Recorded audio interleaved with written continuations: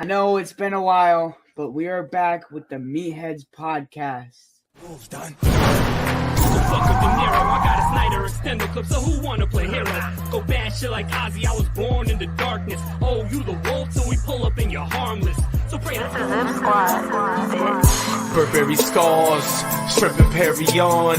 Living like a comet, moving amongst the stars. $100,000 sports car.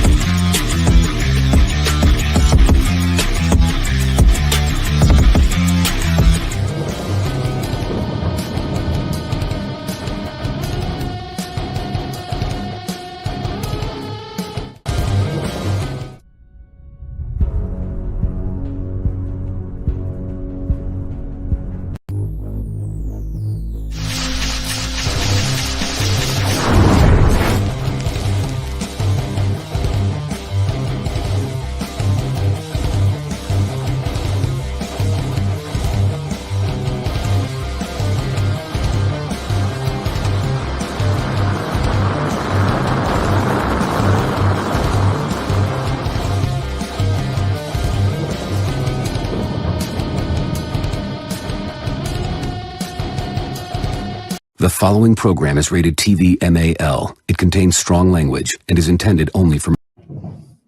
How's everybody's father feeling today?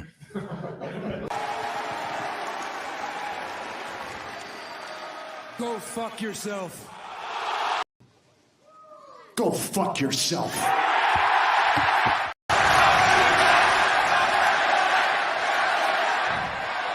Let me talk to you. That's right. Let us talk to you, ladies and gentlemen, and welcome to the Circle Debate Podcast, the Top Rope Wrestling Talk, episode 188. Blood in, blood out, homeboy, because after we saw that this past Monday, which we'll get into. But yes, let me go ahead and introduce, ladies and gentlemen, the host, Steve, is what I've been seeing with my other host right here, mi familia, my blood, my sangre. That's my blood right there. That comes blood in and blood out all day, every day. We're on the debate network. That's right. Talk about blood right here. We're the debate network for that reason. But let me go ahead and introduce, of course, the man who is the extreme of podcasting that gets it going here on this debate network with you all day, every day, no matter what time, no matter what place. But make sure you don't mess with this man because he will go extreme on you. And that is a notorious one, Delorean.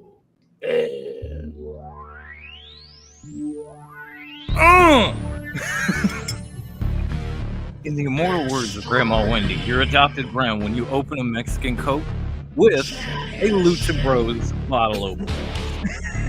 And you're wearing an Eddie Guerrero shirt at the same time. Let's fucking go. That is right. That's right. The Coca-Cola, but I have my can of chela right here this Friday. Thank God. And, of course, I have the man here, the hour on the hour, folks, because this man is available for you ladies out there for $3.99 on OnlyFans because he is the Mr. OnlyFans of podcasting. Because he is not only just a Mussolini and Kennedy, he's Philip fucking Pepsi. That was me, my bad. What up, children?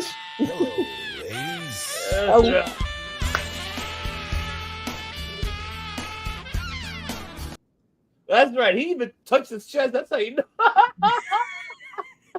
Pepsi, what's happening, baby? What is going on? Happy Friday. What you mean, man? It's a week before WrestleMania. The holidays might as well have started.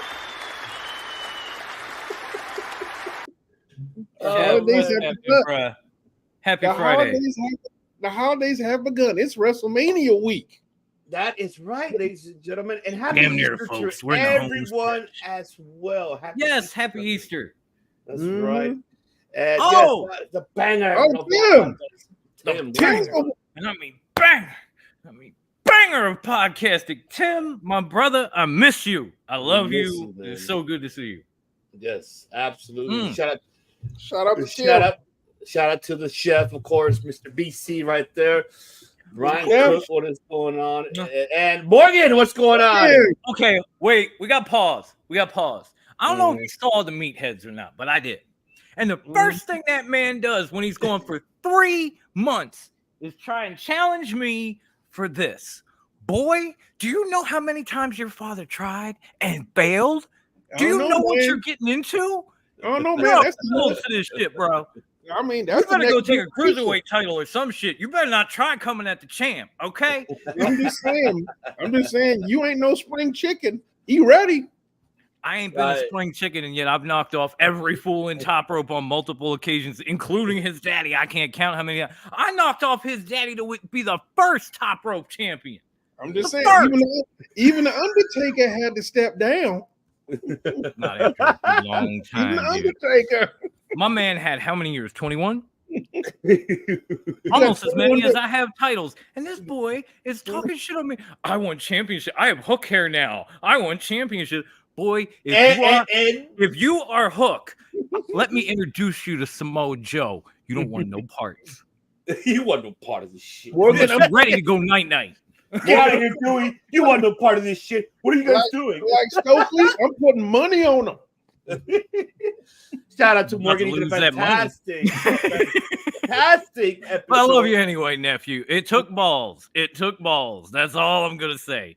That swag level was on point. You got to go see the meatheads and find out. You'll find out in the first 5 minutes. But it was beautiful, but you ain't there yet, dude.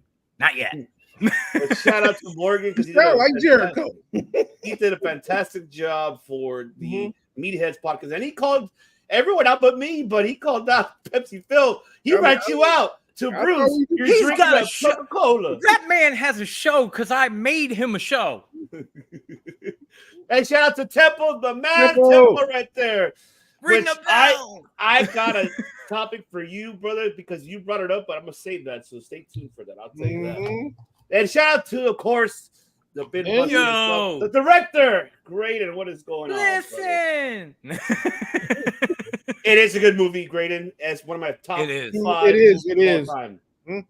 It's a dope-ass movie, G. Pepsi's better than Coca-Cola. Just saying. Yep. Not mine. That's all right. I know where you live on the internet, Temple. I'm coming for you. That's because you ain't had a Mexican Coke, Temple. Jordan. What is going on? Shout out to you and World Jordan. Elite. World Elite. It's like, I'm taking it. Oh, there you go. You ain't taking nothing but an L. I'm better than my father. Wow. Oh. Goldberg eventually lost. Coming at you like the ultimate heel, Dominic Mysterio. Right? You better go challenge your daddy then. Stay the hell out of my business. I should have beaten you at War Games. Oh, my God. You shouldn't have beaten nothing. But I got screwed. Exactly. You know what? Winners win and losers go home and complain and make excuses. See that comment? Look, Brian, we're way better than him because he's on the run. Because like the other man, Mr. McNugget, but I'm not gonna talk about that guy. We're not. Yeah, I don't want to touch that one. Yeah, I don't want to touch that one.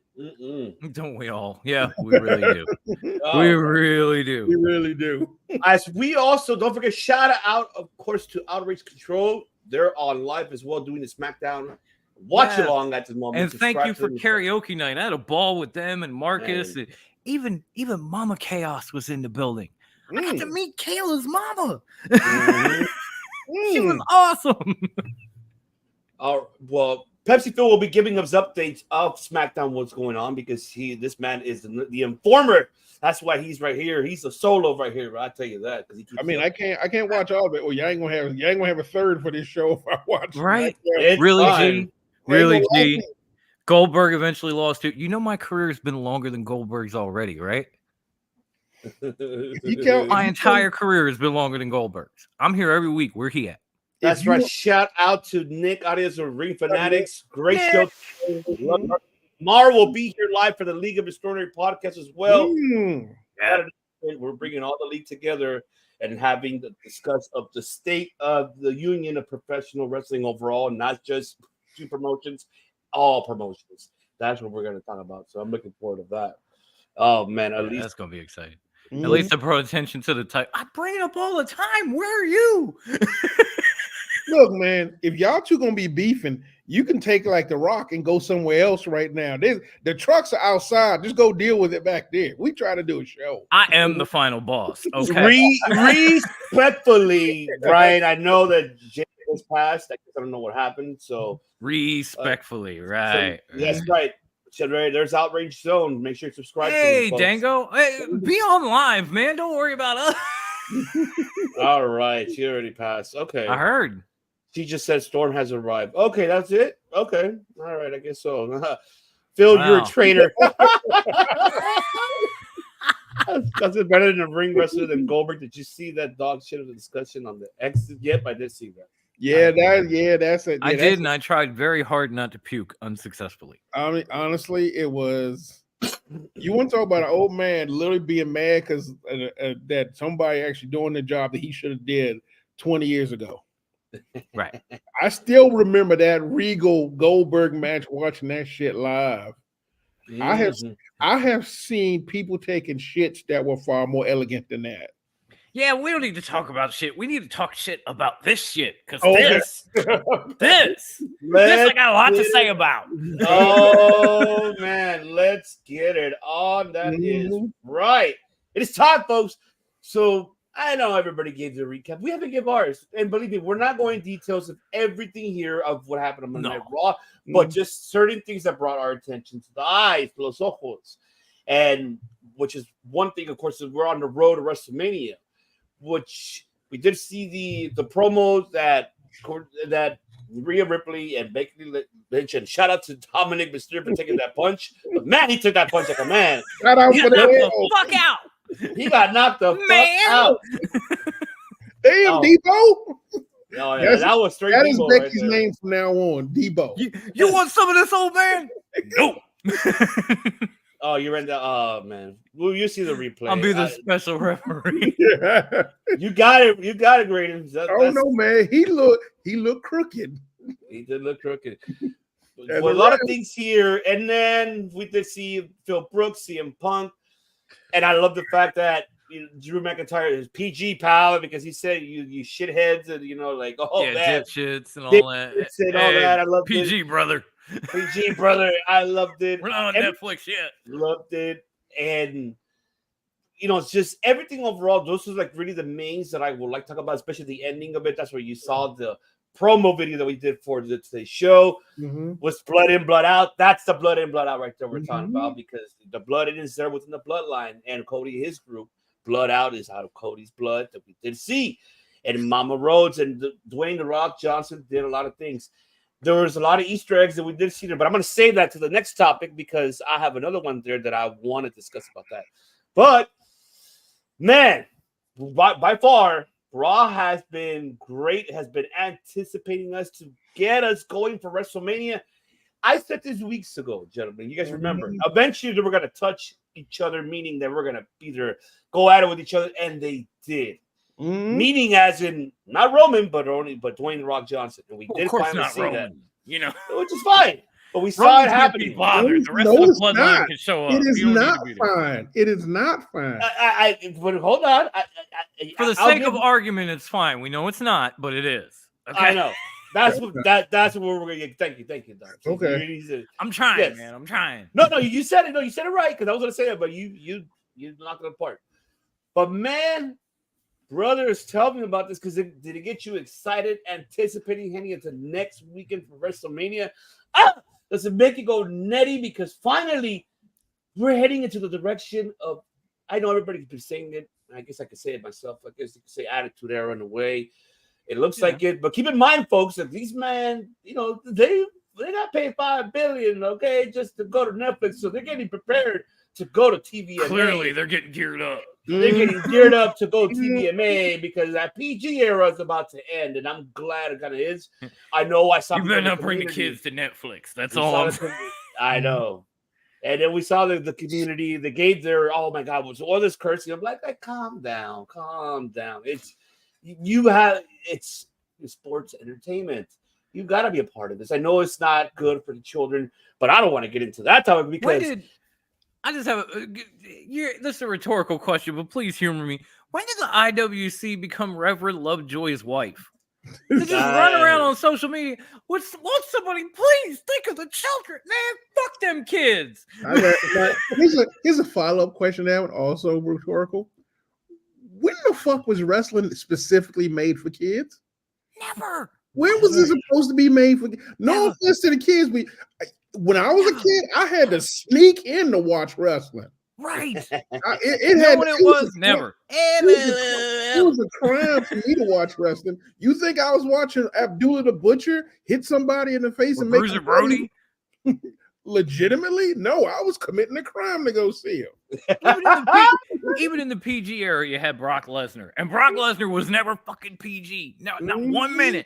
No, that's right. But back to Ivan, back to your thing. I'm going to start on to low-hanging fruit first. We're going Becky and Rhea. I will honestly say those two right now are literally making the women's division really, really relevant. Not because it wasn't before, but honestly, they are making it. There's a certain sense of like a compelling nature for it that I'm enjoying. Like, not that WWE, they did a decent job with it, but those two, because literally we had all hoped for a Rhea Becky battle. And I'm not going to lie to you, the lead up to it has not been disappointing. No. I mean, shout out to Dom for taking literally a straight up meat hook to the mouth to try to shoot hook. Like a yeah, like the only person who hit that hard is probably Stephanie McMahon. And she does it with an open hand. Becky closed up, squared up, and took him out. And before Dom went out, he uttered "Daddy, no," and then dropped. It's like the old joke from Daddy sail. Daddy said sail. It honestly, it makes me, and like I said, I know we make the joke about the Attitude Era. This is like the Attitude Era without the exploitation of women, which I am perfectly fine with. No, that was great. That was absolute. For one night, it felt like the Attitude Era had come back, and all of a sudden, everybody at WWE was screaming, "Fuck them kids," and I was there. Mm-hmm. I was there for it. I don't care the circumstances. I was there. But I think, Ivan, you're right. It's a setup for, like, was it? They go to Netflix next year? Yes. So they're like, we're not coming in blind with the same crowd we had going to Netflix. We're literally laying the groundwork for the new fans to be excited for us being on Netflix. Because let's face it, they're going behind a paywall. And even though Netflix has a global reach that's probably somewhere in the billions, don't quote me on the exact number, they still need to get people to watch it. And if they get them excited a year out, people will be like, "Oh, I'm gonna keep that." I forget how much it is nowadays, but $16.99 to watch it. I mean, I'm gonna have to keep my Netflix now. Like, exactly. This will be good, I mean, when someone says Netflix and chill, they actually gonna mean Netflix for real. Yeah. Raw is not going to be Netflix and chill. It's going to be Netflix and kill. Mm-hmm. And I guess the other question is that why? No, not you. Him. Why the fuck would you break your hand punching the ground? The ground don't say ouch. Don't do that, Morgan. Don't do that to you. See, this is why you can't be champ. So it's like, and if you look at the entire product that entire night, I think we talked about it, and honestly, it was. I mean, I don't want to say it was Attitude Era-esque. I wanted to say it was a good program. Oh, it was great. It didn't feel. Remember back in the day when they would go programming a 3-hour show, it was long and painful. This did not feel long. I mean, it felt long, but it was not painful. It was not. It didn't even feel that long. Yeah. I mean, because I was one of those people. I'm like, man, Raw is 3 fucking hours and it feels like 9, and I can't take this shit. And I watched every minute Monday, half the fuck awake. Like I could not turn away. So yeah, that was the thing I was genuinely surprised and happy about. So I was waiting to see. So I was happy to see that. And I guess butt coming. No. But I guess because I'm kind of figuring out how I'm trying to figure out how to jump to Drew and Punk and Seth, which I think is weirdly enough not getting as much credit for or vision for how good it actually is. And I kind of want to attribute that less to Punk and more to Drew. Because I don't think, because Drew has been a special kind of petty this entire. Nah. Sorry, son. No. I love you, nephew, but no. I think we need to give Drew his props for being able to like carry a basically bland concept of just him being the jealous of Punk to him actually literally making it a compelling storyline and not just being mad at Punk, but trolling Punk and almost embarrassing him at certain points. And Seth Rollins are like, but I got the belt. And Drew's like, yeah, I'm going to deal with you after I finish with Punk. And Punk's not even in the match. No. But it builds up at least heading into, because who knows, because of recovery, how he's recovering, he's actually recovering ahead of schedule. Mm-hmm. So he might be even back by SummerSlam, possibly, or Survivor Series. He might be back. Yeah. I mean, that's the thing, though. I'm not excited. I'm not excited to see him come back. I'm excited to see Drew whoop his ass. I'm excited to see Drew whoop his ass. That'd be fun. Fellow, man. Why are you hating on him? It's not so much I hate him. Because he was 75% of Chi-Town hates him. Mm-hmm. Oh, God. And honestly, truth be told, the only reason he was on that segment was because they were in Chicago. I mean, and it's not a bad call. It's a smart move. I'm not going to argue that point. No, it was a nice moment for Chicago for the Allstate Arena. Mm-hmm. But, it is. But again, Drew had some good one-liners. Drew made himself really important and relevant. Seth is always important and relevant.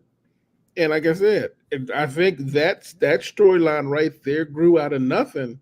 And in a short amount of time has enough steam. Thanks in part, I don't want to say exclusively to Drew, but I think it's exclusively to Drew because Seth has pretty much been on that bloodline storyline and not really focused on Punk since he got hurt. Mm-hmm. And Drew kind of kept that going, which, again, not really surprised, but goddamn, it's long past time they let that man cook. Yeah. It'd be long past time they re-sign him, but that's another stop. That's another story. That's another story. I think that's WrestleMania. Everything comes to a head, and then I guess we talk about the elephant in the room right now. Oh, don't get me started. Wait till you get to my side. Don't even get me started. Shit's about to hit the fan. So now that The Rock has gotten over trying to be the old Rock and finally found him an actual heel persona right now, he is interesting. He's calling himself the final boss, which it is not Hollywood. It is not Hollywood Rock. It is not. Like my tongue. I know. Say what you will. At the very least, this is a more compelling persona and gimmick than what he came in with. Because him being this, I actually was like, that's actually happening. And I'm not gonna lie, I laughed when he threw the trash can at Cody's head. So I ain't gonna lie to you. There is something about that. No matter what, who throws a trash can? This is how you know you were like this. It was at this moment Jackson knew he fucked up. Exactly. They're like in the middle of a slap boxing. I didn't know you had that. You killed me.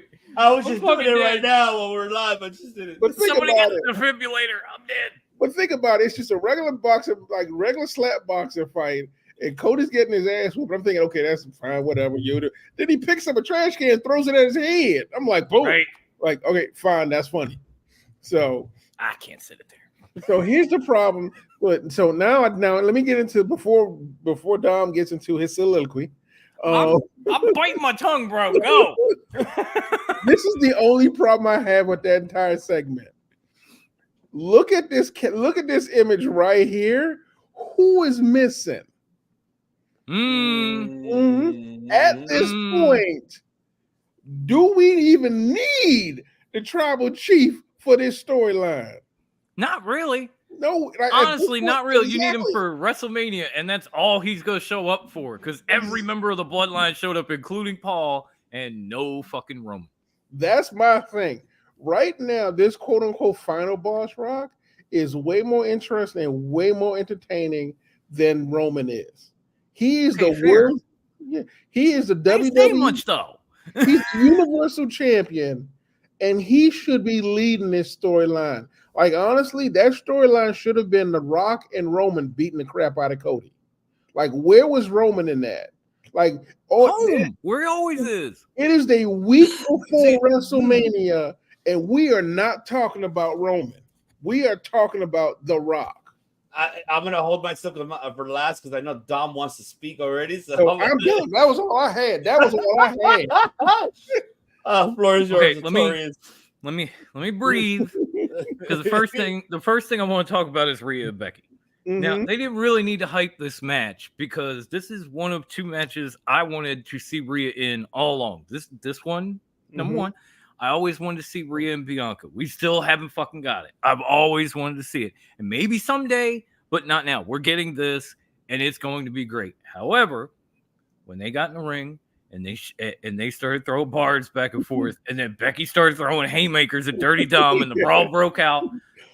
It just made it even better. It wasn't necessary, but damn if it wasn't fucking entertaining. So I love the whole damn thing.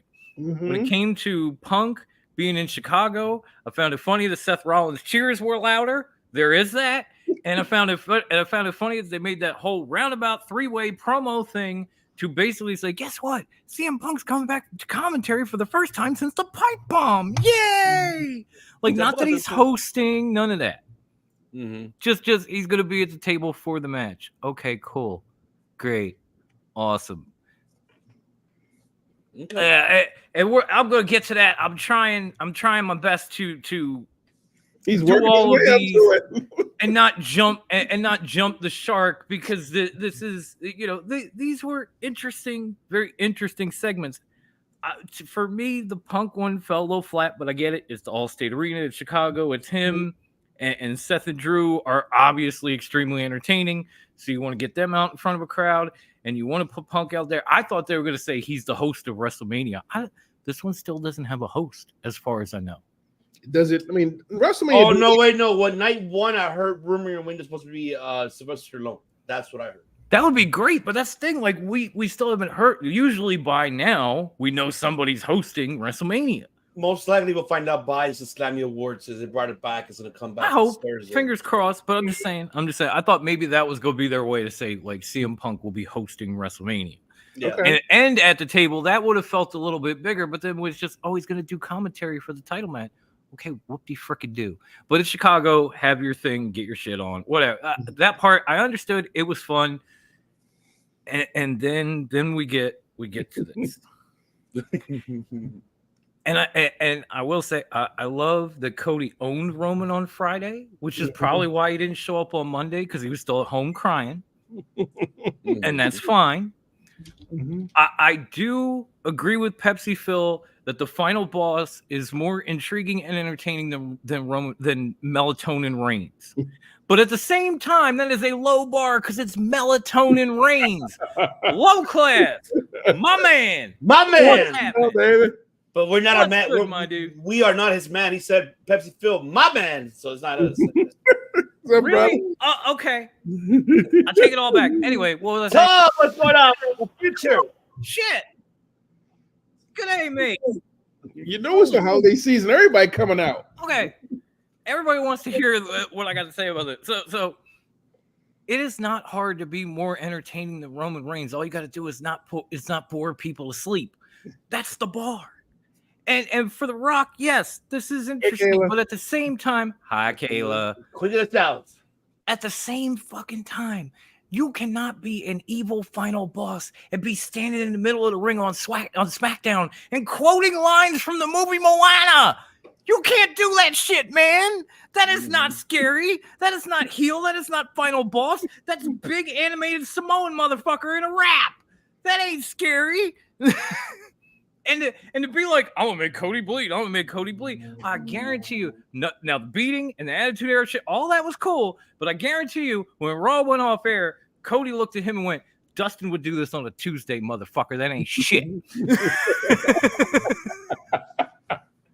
All right. First of all, let me repeat that. Dustin would do this on a Tuesday morning, motherfucker. That ain't shit. And it ain't. And it ain't. And I'm a quote the Queen of the South on this one. All this does is add more adversity for Cody to overcome. But you know what happens almost every motherfucking time? Cody overcomes that adversity, doesn't he? The man has lost 2 matches since he's been in WWE. One because he was screwed, and the other one because he had a broken fucking arm. Every other time. Every other fucking time somebody goes one-on-one with him, what happens? They lose. No matter what they try to do to him. Shinsuke was blinding him and beating him and all that bullshit. Who won? I mean, there's always the wild card. I have a wild card for who takes the belt from Roman. I don't want to hear it. I don't want to hear it. If his name is not that man, I don't want to fucking hear it. First of all, I think we can say it's canon for this person.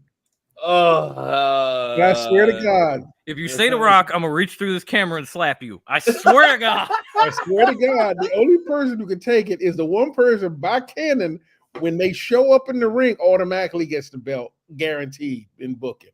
Charlotte Flair. Whoa. Charlotte Flair. Yeah, that does make sense. It is canon. It is guaranteed canon. She's in the ring with a champion, the belt's hers. No, he is the NyQuil chief. Melatonin no dose reigns. Jesus Christ, I can't stay awake listening to him talk, watching his matches, none of that shit. And it's just even Solo Sikoa, who has nothing going on, nothing, not on TV, not at WrestleMania, not a goddamn thing is on Monday Night Raw. Roman, who is going to be in 2 matches at WrestleMania, can't bother to show up because he's still at home crying about what Cody said on Friday and telling Dwayne, please go handle my business, nephew. You're going to fucking lose anyway. You're both losing night 1. You're losing night 2. And a new era begins. And that era, Roman, Bloodline, Final Boss, is going to be your fucking nightmare. There, I'm done. Suck it. I mean, I love it. All right. What you got for us? Sorry, I got that adrenaline in my soul. Fuck the Cody Rhodes. Okay. That's how you know that Dom was holding this shit the whole week, and he's like, "Fuck this! I got to let this out today." No, I was literally good with it. I blew Kathy's eardrums out Tuesday morning, okay, and then I was good with it. And then Pepsi Phil started talking about it, and all of a sudden it just all shot back in. And I was like, bite my tongue, wait my turn, and then it was just... like I said, the biggest issue I have with the entire thing Monday night is The Rock. Yeah, the thing is, I'm sitting here going, the literal storyline that was made for Roman has literally passed him by. Me too, Temple. Me too. Mm-hmm. They gotta have the Eagles. They gotta have Rocky. They gotta have all that shit. Bradley Cooper, you name it. But yeah, but that's even Morgan agrees with you. But yeah, here's the thing: if they don't, that storyline has outpassed and surpassed. Like, you don't need Roman for it anymore. You could literally just put the belt there and say The Rock's going to defend it for me. Yeah. Like, that's what's bothering me most about this entire concept. You know what I would love? He is boring, but like, no one sees a problem with this. Oh no, I see a big problem. Not you guys. Seeing Brian's comment just made me think of it. You know what I would love? I would love if somehow, some way, the Bloodline does win the tag match on night 1 and anything goes, right? And then night 2, Roman Reigns gets screwed by Solo Sikoa because he's sick and tired of being everybody's fucking bitch and being forgotten. Everybody else has something at WrestleMania but him. He's out here doing all this dirt. His supposed tribal chief is sitting at home crying. If I'm Solo, I'm spiking that son of a bitch and looking at Cody. Go ahead. there's. And then I'm running off with Jay. Fuck all this shit. I could literally jump onto that, but I'm gonna hold myself for that when we do the predictions for sure. Mm-hmm. I mean, honestly, like I said, but like you said, it's at the very least, all this is interesting. It is. It was the best Raw in I don't know how long. I'm gonna just say I agree. It's been a while that we haven't had a great Raw like this, and the anticipation to build it gets us there, like to be more like, oh my god, he gets to see WrestleMania. I'm excited for it. So I'm not even saying that like, oh, it was okay. No. There's a lot of things there that they did a great job. They did a great job. Matches was great. Even JD McDonald's and Ricochet did a fantastic match. One of the things we're not talking about was the whole Chad Gable kind of like getting in Sammy's ear and then Sammy losing. And after the fact, Gable's talking about coaching him up and shit. Well, even that had me like, ooh, now we're talking. Like I said it last week. Did I say last week? You did. Yeah. Did I say that? I was just about to say you were probably right again, Professor. I'm not the only one that can predict this shit. I just win a lot of championships. I will say this, however, Morgan. the 6-pack challenge for the tag belts. I will say it right now. The only reason I care about that is R-Truth. The only reason I care about the entire tag match because the best clip of all time on Raw, which I wish I could have got it, but you know how YouTube is. I don't want that. Mm-hmm. Yeah, you know. Yeah, but you know, you'll be right back. Let's go to break. R-Truth. Go to break. Go to commercial. I'm on commentary. But the fact that let's laugh my ass off. Truth. They don't give a fuck, man. They really don't give a fuck. But here's the thing I love with that. That's the next one. That's what I'm talking about. Here's the thing I love about R-Truth. He is the perfect embodiment of basically making something out of nothing.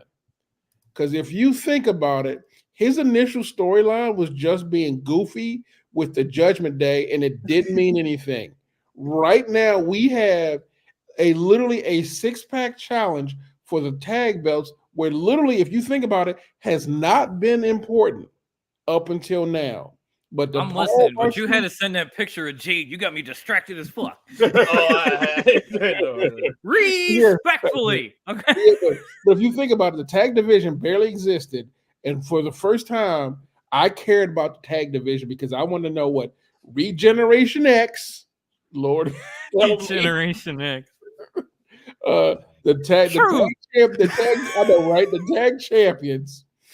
And literally, if at this point, if the Street Profits get in, who'll be next in line for it? I haven't had a chance to talk to him yet to see who won. But that's the thing I love about the Truth. He literally has made himself, no matter what you give him, a superstar. Like, that's his thing.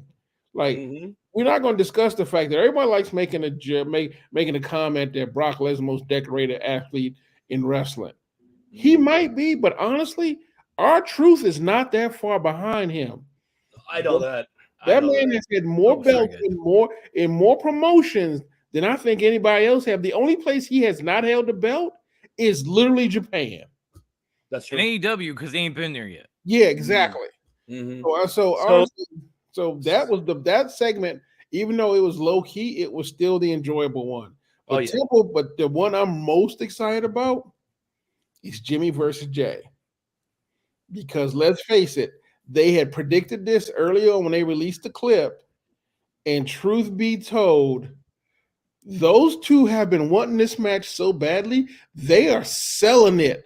They talked about it last year. That was like the dream. WrestleMania, brother versus brother. And I think it's great. And I also think these points you're making are just great, Temple. But I gotta be that guy. I gotta be that dude. I gotta be the one. I gotta basically sit here and I gotta basically say, where the fuck is the clip there? I'm afraid I've got some bad news. I knew it. I love when he does that. Nobody in WWE gives a damn about what Naomi thinks. It sucks, man. I'm not saying I like it. No, I know. I know that. I know that. I'm waiting to see what they're doing with her. I hate it. I'm waiting to see what they're doing with her because this weird thing between her and Bianca and Bailey and this weird I don't even know what it's called, like some weird drama that they're building up between all that. Is making me curious to see what happens. So I don't think Naomi's going to be involved in Jimmy and Jay, but I think they are going to have. I think they could end up stealing whether I think they're on night one. I think they may end up stealing night one. So I don't know. It's gonna be a great match. And like Kevin said, I'm a little more interested in like the Cody, Seth, Roman, Rock debacle that's gonna go down at WrestleMania. Yeah, but the whole thing is starting to shape together nicely, and that's something that I like, because going into WrestleMania a lot, you see the card and you're like, okay, that's cool. Why the fuck are we doing this, that, and the third? I don't really see that yet. You mean picking the bathroom match? Yeah, picking the piss breaks. You know, or like, this is when I get up to get a beer. You know, that type of shit. And you don't see it yet. And I don't think we will. Because I think they've finally gotten to the point, at least with Trips in control and old Venereal McScumfuck being kicked out. Trips has gotten to the point where, like, this is WrestleMania. We're going to do some WrestleMania level shit. We're not going to give you all this bullshit, all these sponsored gimmick matches or whatever the shit. We are going to give you what WrestleMania should be. And I appreciate that. Because I remember those days, and those days are long gone, but they're coming back, folks. Temple over here choosing violence. I know he is. So shout out to Zach McCain. Zach, welcome back, Zach. So I'm put they do need Rikishi, Kevin. They do. Post right here. His question. So hey, yo, peeps. Here's an important question in regards for Damian Priest as a Money in the Bank holder. How would you book him as a successful cash in for the world title of Drew McIntyre versus? They talked about that. They talked about that on Logan Paul. They talked about that on Logan Paul's podcast with Rhea. I think it's really easy, honestly, Zach. Like, if you look at what Drew did, he's already taken credit for CM Punk's injury and attacked it after the fact. He knows Seth is coming off a bad knee. So he just attacks that knee and wears it down. And Seth can barely walk, and he's beaten and he's battered, but he's, especially because he already had a match night one, but he somehow finds a way again to retain his title. But now he is spent. And as soon as that bell, and they start announcing, Seth Rollins retains his world title, you hear that music, and here comes Damian Priest with the Judgment Day, and they all beat him down, hold him up so Damian can clock him with the case, cash it in, pin an extremely beaten, battered, prone, weary Seth Rollins, and walk out of WrestleMania as world champion. Yes, Morgan, it is. It is, Morgan. So here's my question. It really is. So here's my spirit of anything Logan Paul does. That's a fact. Yeah. Do we see Damian going for the world title, or does he go after Sammy? I think he's gonna go for. I think he's gonna wait on it. I think if it's gonna happen, it's gonna be the world title. Yeah, I think he's gonna go for the world title too. Okay. Yeah, I think so. Because he can't wait any longer. He can't wait past Mania, because remember, the belt technically, the quote unquote Money in the Bank thing. Wait, hold on. Yeah, I'll just stop you there. Hold on. It expires after Mania, so he has to do something at Mania. Yeah, okay, that's what I'll stop you there, because keep in mind. Now it expires at the next Money in the Bank, not at Mania. Yeah, you can keep it for a year. Yeah. So you keep it till the next Money in the Bank pay-per-view. Yeah. But he won't have to, because if you think about it, Seth is walking in, basically walking wounded to begin with. And he's got 2 matches. So if you wait for him to go through the Bloodline on night 1 and Drew on night 2, even if he retains that title, he's got nothing left. And that is the perfect opportunity for Damian Priest to cash in and become a world champion for the very first time at WrestleMania. Okay. And he could start calling it his heist of the century. Okay. We'll see.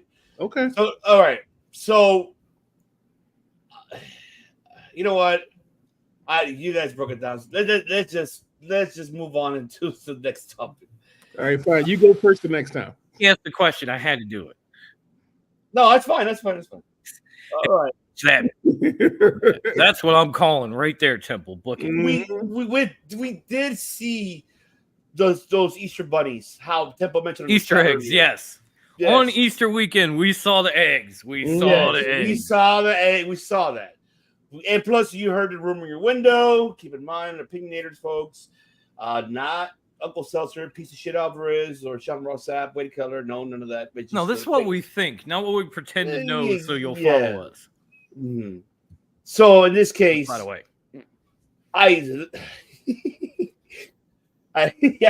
this one's on you, brother. You take the lead on this one. No, I killed him with the seltzer fart. Is what I know. Yeah, he did.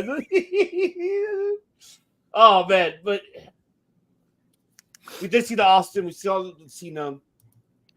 Hogan, you know me. I'm not even going to touch Hogan's subject because we already did a while back, and there's no reason for me. He could go ahead and, we forgive, and do we? I'm not gonna. Yeah, I'm just not going to touch that subject. That's all I'm going to say. But I'm more. Does about we Austin. Include me? Because it's more. It's up to you at the end of the day.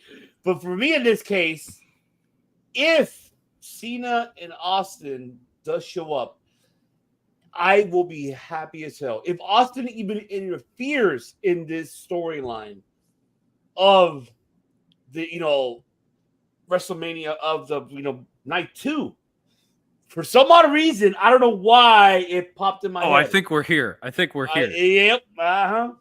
You're picturing either Cena or Austin or both getting themselves involved on Cody's side. Yes. Because they got beef with The Rock, and John Cena has a whole beef with the Bloodline. Yes, night 2. Because I feel that what's going to happen is, even though I'm saying it already earlier on this one, I feel like night 2 is going to happen. Cena's going to come, stop Solo from interfering, and then the final boss who said nobody can stop me or everything else. You hear the glass breaking, you hear the glass breaking. Then I will go fucking nitty on. I will. I'll fucking lose my mind. And Austin was just look at The Rock, get your ass back, go back to the locker room. And The Rock said no. There with you. And then I see Austin and Rock just going at it, fist on the stage. Like close to if the only ring. we had JR. Oh Rock man, and Austin and Rock. My God. And seeing that happen. I don't know what Hogan is doing. I really don't care. That's just me. If I may, acknowledge this, Hulk. If I may, I shall be that guy. Yeah. I love two of them. But honestly, right here. Honestly, fuck them all. Damn! It was at that moment that Pepsi. Wow. I'm here to tell you right now, we don't care. Let me tell you. Because here's the thing. We can't complain about The Rock coming back and being excited about either one of these motherfuckers showing up. Literally, here's the thing. If you're going to say that The Rock can't be there because he's old, which you argument, whatever you want to say. But my argument is this. Truth be told, it's a new era. Morgan, man. You really are better than your dad. But here's the thing. If it's going to be a new era, I don't want these guys there. There is no reason for these guys to be there. They can be they can be in the skybox watching the match. But that's the beginning of it, though, Pepsi Phil. No. Literally, what I said was I don't want them involved in Mania. This is a whole new generation. This is their time to do what they have to. Like Seth said, it's their time. Okay. It's their time. It is their time, but at the same time, it's WrestleMania, and these two are icons of it. I don't know about Hogan. I'm with you on Hogan, but these two are icons of it. And they both have bad blood with Bloodline members. Mm-hmm. The Rock has hated Austin for 3 fucking decades. Cena got buried in the desert by a member of the Bloodline and has a deep respect for Cody. Oh no! So therefore, if they get involved that night, I'm fine with it. Because like Brian said, if that does happen, it's going to break the fucking internet, and for justifiable reasons. As far as Hogan, I don't care. Like, yeah, I know even Pepsi Phil brought it to my attention. Today is the anniversary of him and Andre and the slam heard around the world. And I was talking about how the next day it was on the front page of the Philadelphia fucking Inquirer. It was that big. And that's great, but that was a long time ago, and you've done a lot of foul fucking shit since then. And to be honest, even as a kid, I was rooting for Andre, and I never really liked you till you went dark. So, fuck you. I don't give a shit if you come, but I did see it, and when I saw it, I immediately thought something like Ivan. It was like, we have, again, what if Rock and Roman win night one somehow, some way? Now anything goes, right? And so as things get deeper into Cody or Roman, you get the bloodline starting to come out. You get Jimmy first, right? And Jimmy runs out, and he jumps in the ring, and it looks like they got the better. And all of a sudden, you just hear Cena's music and Apple and he comes bolting down, drops Jimmy, starts whooping his ass. They roll out into the crowd. People are going crazy, and then the next thing you hear is The Rock's music. And he comes down, and he's gonna get involved. And right after that, you hear the glass break. And here comes Stone Cold on the ATV because he ain't got time to walk down the ramp with them bad knees. And he and Rock start brawling. And they go out into the crowd. People are losing their fucking minds. And then Solo shows up. And you're thinking, oh, shit, where's Jimmy? Where's Jimmy? And Roman looks at him. And you know, Solo puts up the thumb. And Roman goes to grab Cody and pick him up. And Solo just spins him around. And blah! And that's how you know. It was at this moment Jackson knew. He fucked up. So here's the thing about that. I love that clip. Here's the thing about that way you booked it that I'm curious about. Because it would be Solo giveth and then Solo taketh away. Exactly. But here's my question. So now you got Solo on the brain. Finally, maybe it's deserved because he's there more than Roman. I'm just saying. Okay, but here's the thing though. Is that Cody finishing his story though? Cody doesn't win. I mean, he cheats. I mean, that's not. He Cody. didn't cheat. Come on, man. He didn't cheat. He didn't set it up. He didn't know. It just fucking happened. Bruh, don't be using them incidental wins. And then Roman has that excuse. You cheated, even though I cheat like 9,000 times to keep my championship. Oh no, wait, 50 some, because I've only had 50 some title defenses in this how many 1,300 fucking days. You out here using the Eddie Guerrero.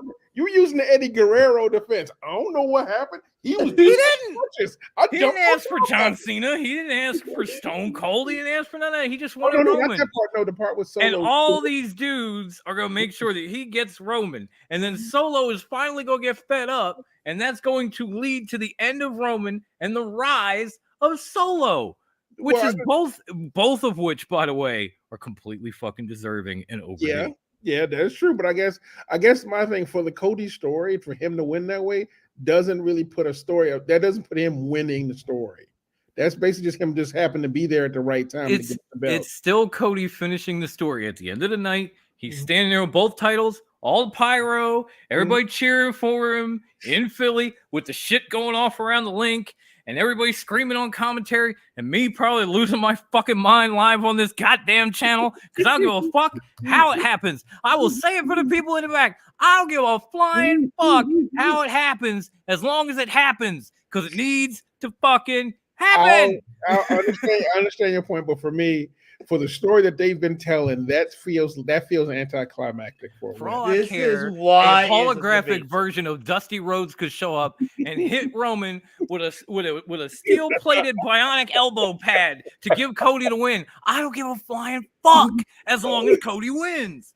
I mean, that's fine. I'm just saying. Hornswoggle could help. There you go, Phil. Hornswoggle could screw Roman. I don't care as long as Cody wins. I'm not arguing with no point. I understand. My dad doesn't fall asleep, so I'll be there. All I know is that all I'm saying is that for me, yeah, I know more. And for me, the story works if Cody just wins clean. I do miss him. So, but he's okay, Phil. It's more.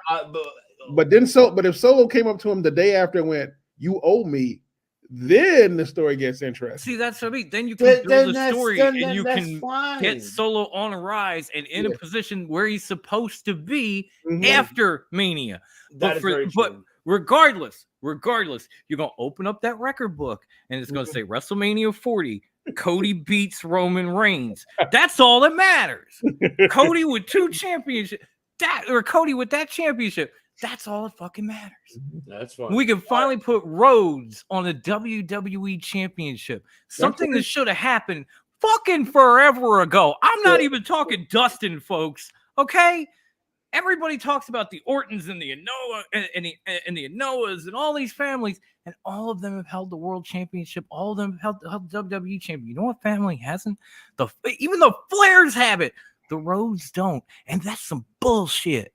We all know why that happened. We all know about the pettiness of. It's not Japanese world champion bullshit, but it's still bullshit. So yeah. And just answer Zach Ruggiero. He had another comment. I could also see the Ministry of Darkness Undertaker vibes coming from Damian Priest, and he's definitely getting praised by Kane and Undertaker himself. If booked correctly, he'll be on a whole new level. Yes. I have said that on this show, maybe on my show, but by the way, also like previously. But I have said that. Thank you, Dalton. What's going on, man? T-Man. Also, just shout out to that boy and AEW television. Also, quick shout out. Fuck Kane. Fuck what? What's wrong with Kane? What did Kane do to you? I'm having a problem with his tweets of late. If it's politics. Oh, he didn't give me time to hit the clip. I was about to hit. What's up with that? Well, I was gonna hit it, but you know what? Now I'm gonna hit it. Fuck it. All right. Now you know what? Better late than never, I guess. Yeah, why not? What's up with that? There you go. I ain't the only one. Britt Baker got beef with him too. So yeah. Well, look, if this is politics, I'm staying out of that because I don't want to get involved. Which is going to lead to DMD versus the Big Red Machine at Double or Nothing. Watch. It's going to be DMD versus Isaac Yankum. Yes, they're going to have another one of those dentist office matches like she had with Swole. Yes. But it's going to be amazing, y'all. Wait, watch. It's going to happen. All right. So I mean, miss Swole. I ain't gonna lie. Any final topics on this one? Any final topics? There's my thought. Thank you, Joe. Nobody wants to see Hogan fuck up and say another city that he's not in. Fuck that guy. I'm on the same thing. Like Cena in Austin. If Cena and the Rattlesnake show up at WrestleMania, I will be a happy fucking guy, especially the Rattlesnake, because that is. Mm-hmm. But I don't give a shit about Hogan. I don't give a. What's he gonna do? Show up as Thunder Lips since Rocky 2? Unless he's gonna be there alongside with that was gonna be my. It's the only way Sylvester Stallone is gonna get booed in Philly. I'll tell you that right now. It's the only way they're gonna get slide. It's honestly the toughest really the toughest topic on that one because we know what he's done. We know what everything else, and we know that he redeemed himself to the Lord Jesus Christ. It's hard for me still to this day because he's still learning about shit though. That's my problem, man. No. Yeah, I'm with you. You heard me talk about El Patron, and I said I believe anybody deserves another chance. Hogan has gotten those chances and made the same fucking mistakes and then lied about making them and then gets busted making the same fucking mistake. He ain't learned shit. He ain't done shit. He's just trying to keep his rap. I am with you guys. Like I said, I'll give Al Patron a chance. Like I said, he was cleared. He's out of the clinic. He's out of rehab, and he's working his way back. If he has turned up a new leaf, I'm gonna give him a chance. I'm tired of giving Hulk another goddamn chance. I'm with you. I'm with you. I will happily give El Patron another shot. I will give Sammy a shot before I give Hulk Hogan a shot. I'll give Sammy a shot all day, but I will happily give El Patron another shot because at least he's trying to do something. Hogan just lies about what he does and says he did it. He didn't do shit. He's still the same piece of shit he was before he was running around with that chain talking about the Lord Jesus Christ before any of that shit came out. And then he just busted out again and people were like, oh, I guess we should forgive him. God don't even forgive you, fool. Because you ain't done shit to earn it. Like I said, that's the concern. That's the thing. I just feel like he's doing what I call the shamecation tour, where it's basically just him acting like he feels bad, doing his tour, making his apologies, and still doing the same dirty shit in the back. He's kissing puppies and petting babies and shit. And he's like, what's going on, Ohio? And he's in Florida and he doesn't. Like I said, despite my complaints, I ain't gonna be mad if I see Austin Cena come in. No, Like, I'll see. You said earlier, you're like, I don't care. It's not. You were like, I don't care. Now you're coming around. No. No. Here's the thing. No, I actually don't coming around. It. Ivan, we talked him into it. Well, no. Actually, no, you did. Here's the thing. I don't mind. He admitted it. Here's the thing, though. Here's the thing. I still don't want them there. But at the very least, Temple called it. Those two dudes do not fuck up a WrestleMania. No, they do not. They do not fuck up a And in the immortal words of the chef, they don't lie like a supermarket tabloid. Hogan does.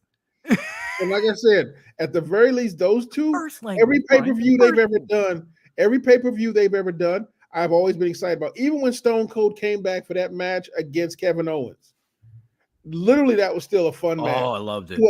I drank so many broken skulls during that fucking match. I did the Stone Cold salute during that match on this couch, which still smells like beer. Yeah, like I said, would I book them? No. But if they get booked, am I going to turn off the channel or go walk away? No, I'm not. I'm just saying, I just don't think they need to be there. Mm-hmm. Yeah. That's the thing. I don't understand if they're there because it's WrestleMania. Yeah. That's the last thing I'm going to say about that. If it's Raw, fuck that. It's WrestleMania. Remember levels? These two are WrestleMania level all the time. Any Mania. Yeah. All right. I'm going to let Pepsi Phil hit this one because he's going to break it down for us. And he's going to give his comments. Oh, boy. Yep, that is right. Because her book was released, 48 hours ago? Correct me if I'm wrong. About 24. So I'm halfway through the book right now. Damn. So, yeah. I first of all, I've been a Becky Lynch fan going back to before NXT. Mm-hmm. So I've always enjoyed it, and she's always made me laugh and always been entertaining as a wrestler. Right now, this book tour is actually really good because it actually opens up a lot of stuff about her past. Mm-hmm. And truth be told, if you are a fan of Becky Lynch, this book will make you even a bigger fan. Like, I don't know if she wrote it herself. I believe that at the very least, if she didn't write it, it's definitely her sitting there going, yeah, put that in kind of situation. Right. Like, no, that needs to be in the book kind of thing. Yeah. So she is genuinely great. I think what I am enjoying is the fact that she has not renewed her contract yet, which is an interesting kayfabe thing they're doing, especially since WrestleMania is a week out. Right. But then again, it's her and Drew. So I think the thing that I am most enjoying is her commentary on Ronda Rousey's entire run in WWE. I think we've all heard Ronda Rousey spend the last couple of weeks in her own book, basically talking about, they never gave her a chance. She was fighting hurt all the time. Everything that happened really wasn't her fault. It was just bad booking. Mm-hmm. Which could have been true with a good wrestler. Yeah. Becky Lynch, who is she's like her husband. She believes the business is on the business and you don't put out dirty laundry.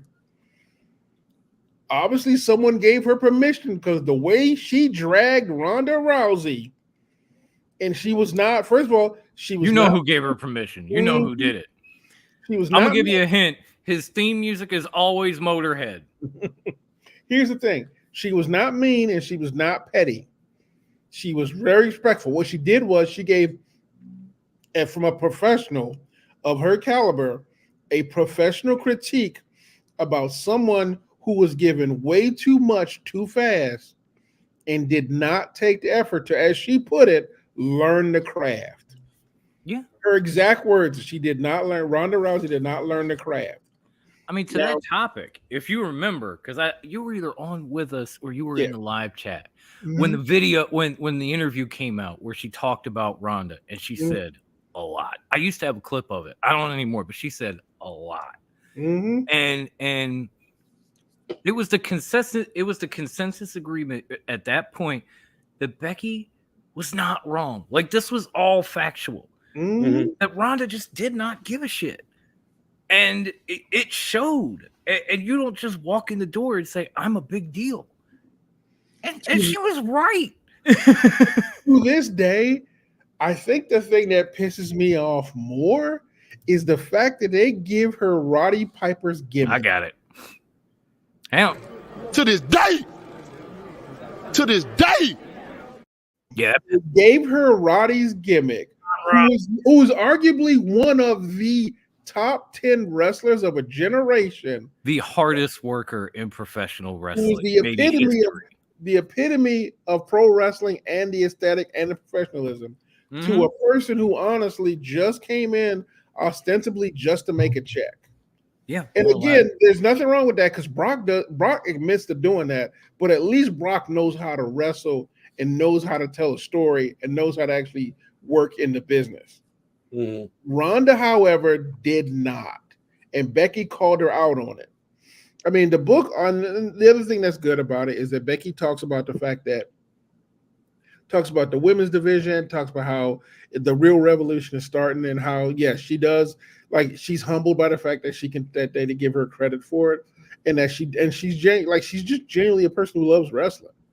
And so I think I will admit the no contract with 2 months left is a delightful bit of kayfabe because she's signing that damn contract. Oh, of course she is. She ain't going nowhere. Yeah. But you know what she's doing? She's pulling that Randy Orton shit. You remember how Randy Orton was trolling AEW when they first started? Yeah. And his contract was coming up. And then they threw a ton of money at him and he basically laughed. Yeah. Because he had no business going there. He really wanted nothing to do with it. Let's be real. He wanted nothing to do with it. But if he could use that to leverage them to give him even more money than they were going to give him in the first place to stick around, why not do it? Yeah. And so, and truth be told, she's having a good old time. She talks a lot about her mental health in it and like how she makes a really good point. And this is actually said in the podcast as well, that her confidence didn't come from saying she was confident. It was by actions, as she put it, like actually doing something and, it's not going to be well, but doing something and getting through it. Like, you don't have to be like, she kind of gives the idea, like, you don't have to be perfect at something you try. You don't need to be great at it. But if you can get through it, that actually helps you build your confidence up. Amen. So that right there is like, for her mental health, that was one of the big steps she took and getting over. So, and honestly, it's a well-written book too. Like, I would definitely recommend it. If you're a wrestling fan, I definitely got to get it. It's a fun book to read. It's a fun book to read. And honestly, if you read it, you could actually hear Becky talking as you read it. So there's a part of me that hopes that it comes on audio and that there is audio. She said it on the Aaron Manu show. Okay. There's an audio platform of that. Yeah. But I'm hoping she's the one reading from the book because I feel like that would be a much better seller for me. But either way, it sounds like Becky when they're in the writing itself. So that's the important part as far as I'm concerned.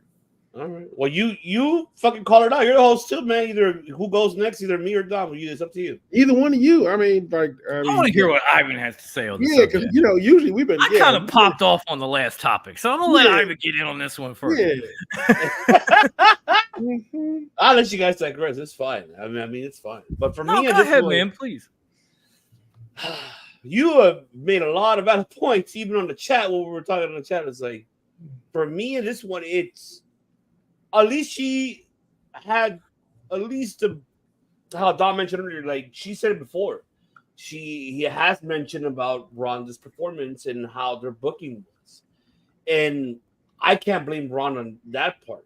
It's really more on the creative side, the way how they booked her and how they pushed her in that direction. And that's what I feel. Her comments that she mentioned on the show about that was what I figured, she defended Ronda. Like, hey, no, it's nothing. She's done all her credentials are there in the world of mixed martial arts, but they pushed her in a direction that they came to the assumption, the impression that she was going to get it quickly, automatically. But that wasn't the case. And we, all of us saw it as fans, that WrestleMania, which is what WrestleMania was that? Was like, I blame Kurt Angle. Was it what? I don't blame him.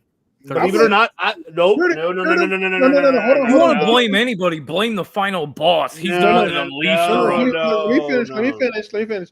Kurt Angle came in and was goddamn perfect and set a standard for every other athlete in the goddamn world that that's fair. That nobody can get That's to. halfway.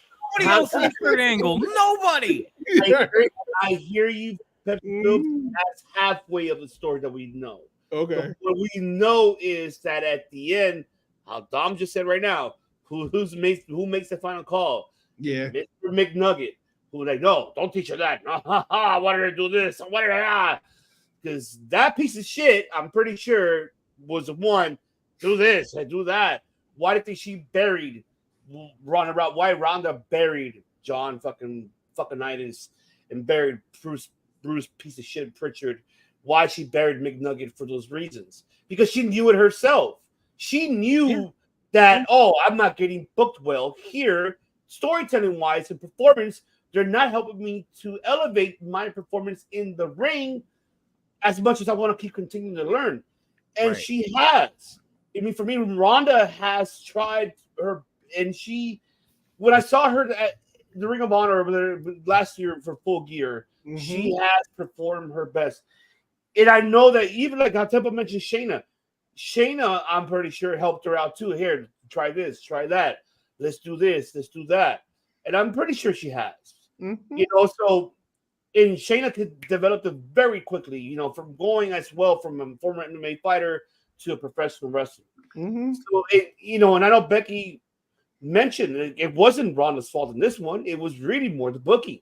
The booking, how they booked her, did not book her properly well. And I totally agree with her on that 100%. They did not book very well. They did not. I would defend Ronda on that one because that one is not her fault. That's really more on Mr. McNugget, who fucking didn't book her fucking right and allow her to do what she needs to do. Instead of bear with me here. Bear with me. I'm just saying. Think about, and I'm going very critique here, and I'm going very detailed on this. Think about it at that time how many minutes were those women were given at that time, even to this day, unfortunately. Because of the time. He said it. To this day. That's where I would really get upset about that. It's where I get upset because these are women that deserves to have the time frame they deserve to have. And they do not, and it's still been going on for years, still continuing to this current day, unfortunately. I'm not just batching WWE, it's overall promotion. It's just giving them that fucking time they deserve. These are talented women that has a talent. Give them what they wanted to do, but they don't do that. And I feel like Ronda was able to do that. It just they did not give it to her because they booked her. Oh yeah, she's like the Brock Lesnar female version. Just do 3-4 moves and that's it. Fuck that. She even said it herself, no, I wanted to do matches. I want to do some shit. I saw her twice live, one at 7 Countless Promotion and in Ring of Honor, and she did what she wanted to do. That woman could fucking wrestle. You just got to give her the moment of her time and the minutes of her time to do that. She could do it.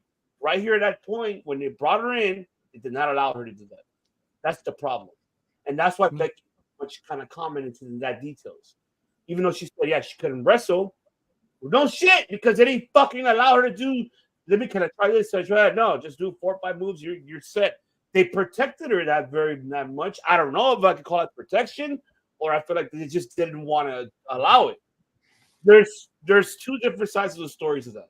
We don't know what's the right one. Only Ronda Rousey knows that direction. But the way how Ronda explains it, her side of the story, I feel is more legit 100%, obviously, because she wanted to do more. And you could tell by her frustrations in her character. Go back and look at all her fucking promos, segment, all of that. Everything was frustrated because she did not want to do that. She wanted to do more. I could tell her she wanted to. But they not allow her to do it. So I can't blame her, all of it. I blame really more the creative side. Those 3 pieces she mentioned, I blame them. Believe me, Papa H, she praised Papa H because he's trying to do everything what he can do. And that's why I'm saying, why not? So even though she said no, mediocrity, she called Papa H. I read all that. Ronda said, but at the end of the day, I mean, I respect her. She's one of the tops in my books when it comes to MMA. I don't give a fuck what anybody says. You can't change my mind. That's what it is. Well, yeah. Now, MMA, what's the question, bro? I know, but in the world of wrestling, if it comes to that, I think if she was given that opportunity, more time in the ring and more what she wanted to do, we would be talking different about her career in professional wrestling. I guarantee you that. It's weird to me because like I see what you're saying and I agree with it, but then there's this other side of me and I don't know how to put it. I don't know how exactly to get the words out. I'm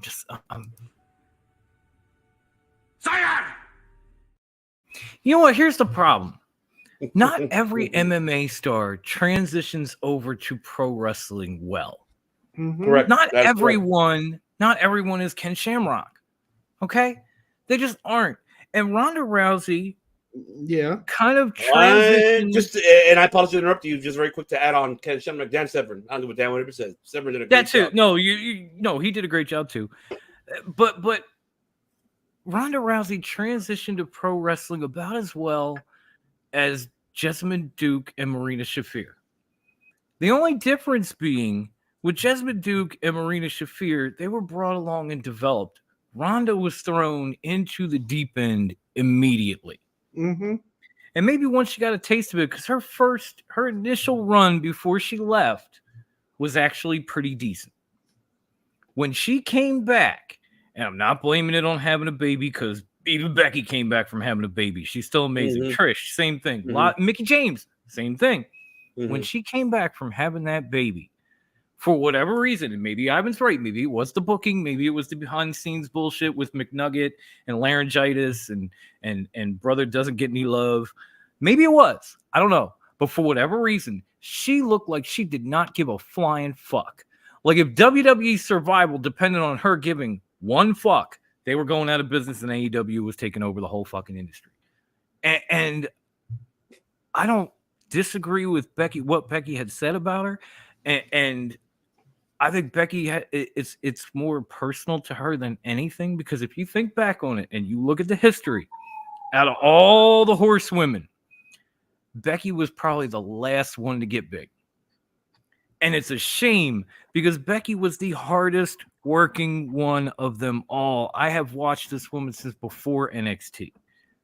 I see videos of international matches, all kinds of shit where she was busting her ass just to get to that point. And she gets to that point and everybody else is getting ahead of her because my daddy's this, or I have a huggy gimmick, or I'm the boss, or whatever the fuck. And she's Becky. And nobody and there's nothing there for you know who to promote. So therefore she's gonna sit in the back, she's gonna wait, she's gonna get a title when nobody else is available, whatever the shit. Have her couscous. Yeah, more or less. And with all due respect, because I don't have any for this woman, I think the only thing Nia Jax ever did right was break Becky's face. Because it put that woman on another level from that point out. And thank you, Temple. Great minds. Great minds. Psycho's underground. I don't know. But it from there, that whole thing started. The man started, and it just kept going, and it just kept going. And once she had a solid gimmick to put behind what she was already bringing to the table, she was unfucking stoppable. And it also got Charlotte in that main event, and it got Becky 2 belts. So it's probably the only decent thing Nia ever did. Respectfully, when it comes to Ronda Rousey, I don't think she ever asked to be in that position. I don't think she ever did. I don't think she wanted to be part of a triple threat main event at WrestleMania. Not then. I don't think she wanted to. Actually, no. Actually, of everything, and I did my research on it and read everybody's comment, like Becky's comments, Ronda's comments, Charlotte's even comments.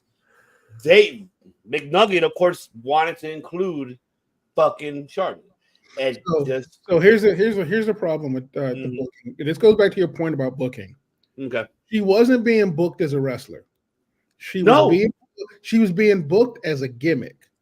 As the baddest woman on the planet. Yeah, that's literally that's all they would call her. Like, because for a fact that I don't know how many dark matches she had, but a lot of people are saying if she just gets enough reps, she can actually get better. I was going, okay, I'll give you a chance. If she agree. Gets more reps, and I agree, that is true. But to be fair, they called Ken Shamrock the world's most dangerous man. It didn't seem to impede his progress. No, it's not that. Well, Ken Shamrock was a dude, and Vincent Kennedy Manning always may help a dude get better. Oh, no, but I'm talking about when you look at in-ring and all the psychology and the things that he adapted in pro wrestling. But Ken Shamrock really took to wrestling like a duck to water, and they were calling him the world's most dangerous man, where Ronda's the baddest woman on the planet. Well, remember, Ken Shamrock wrestled before UFC. He did independent wrestling before he went to UFC and ended up at WWE. So he had a background in wrestling anyway.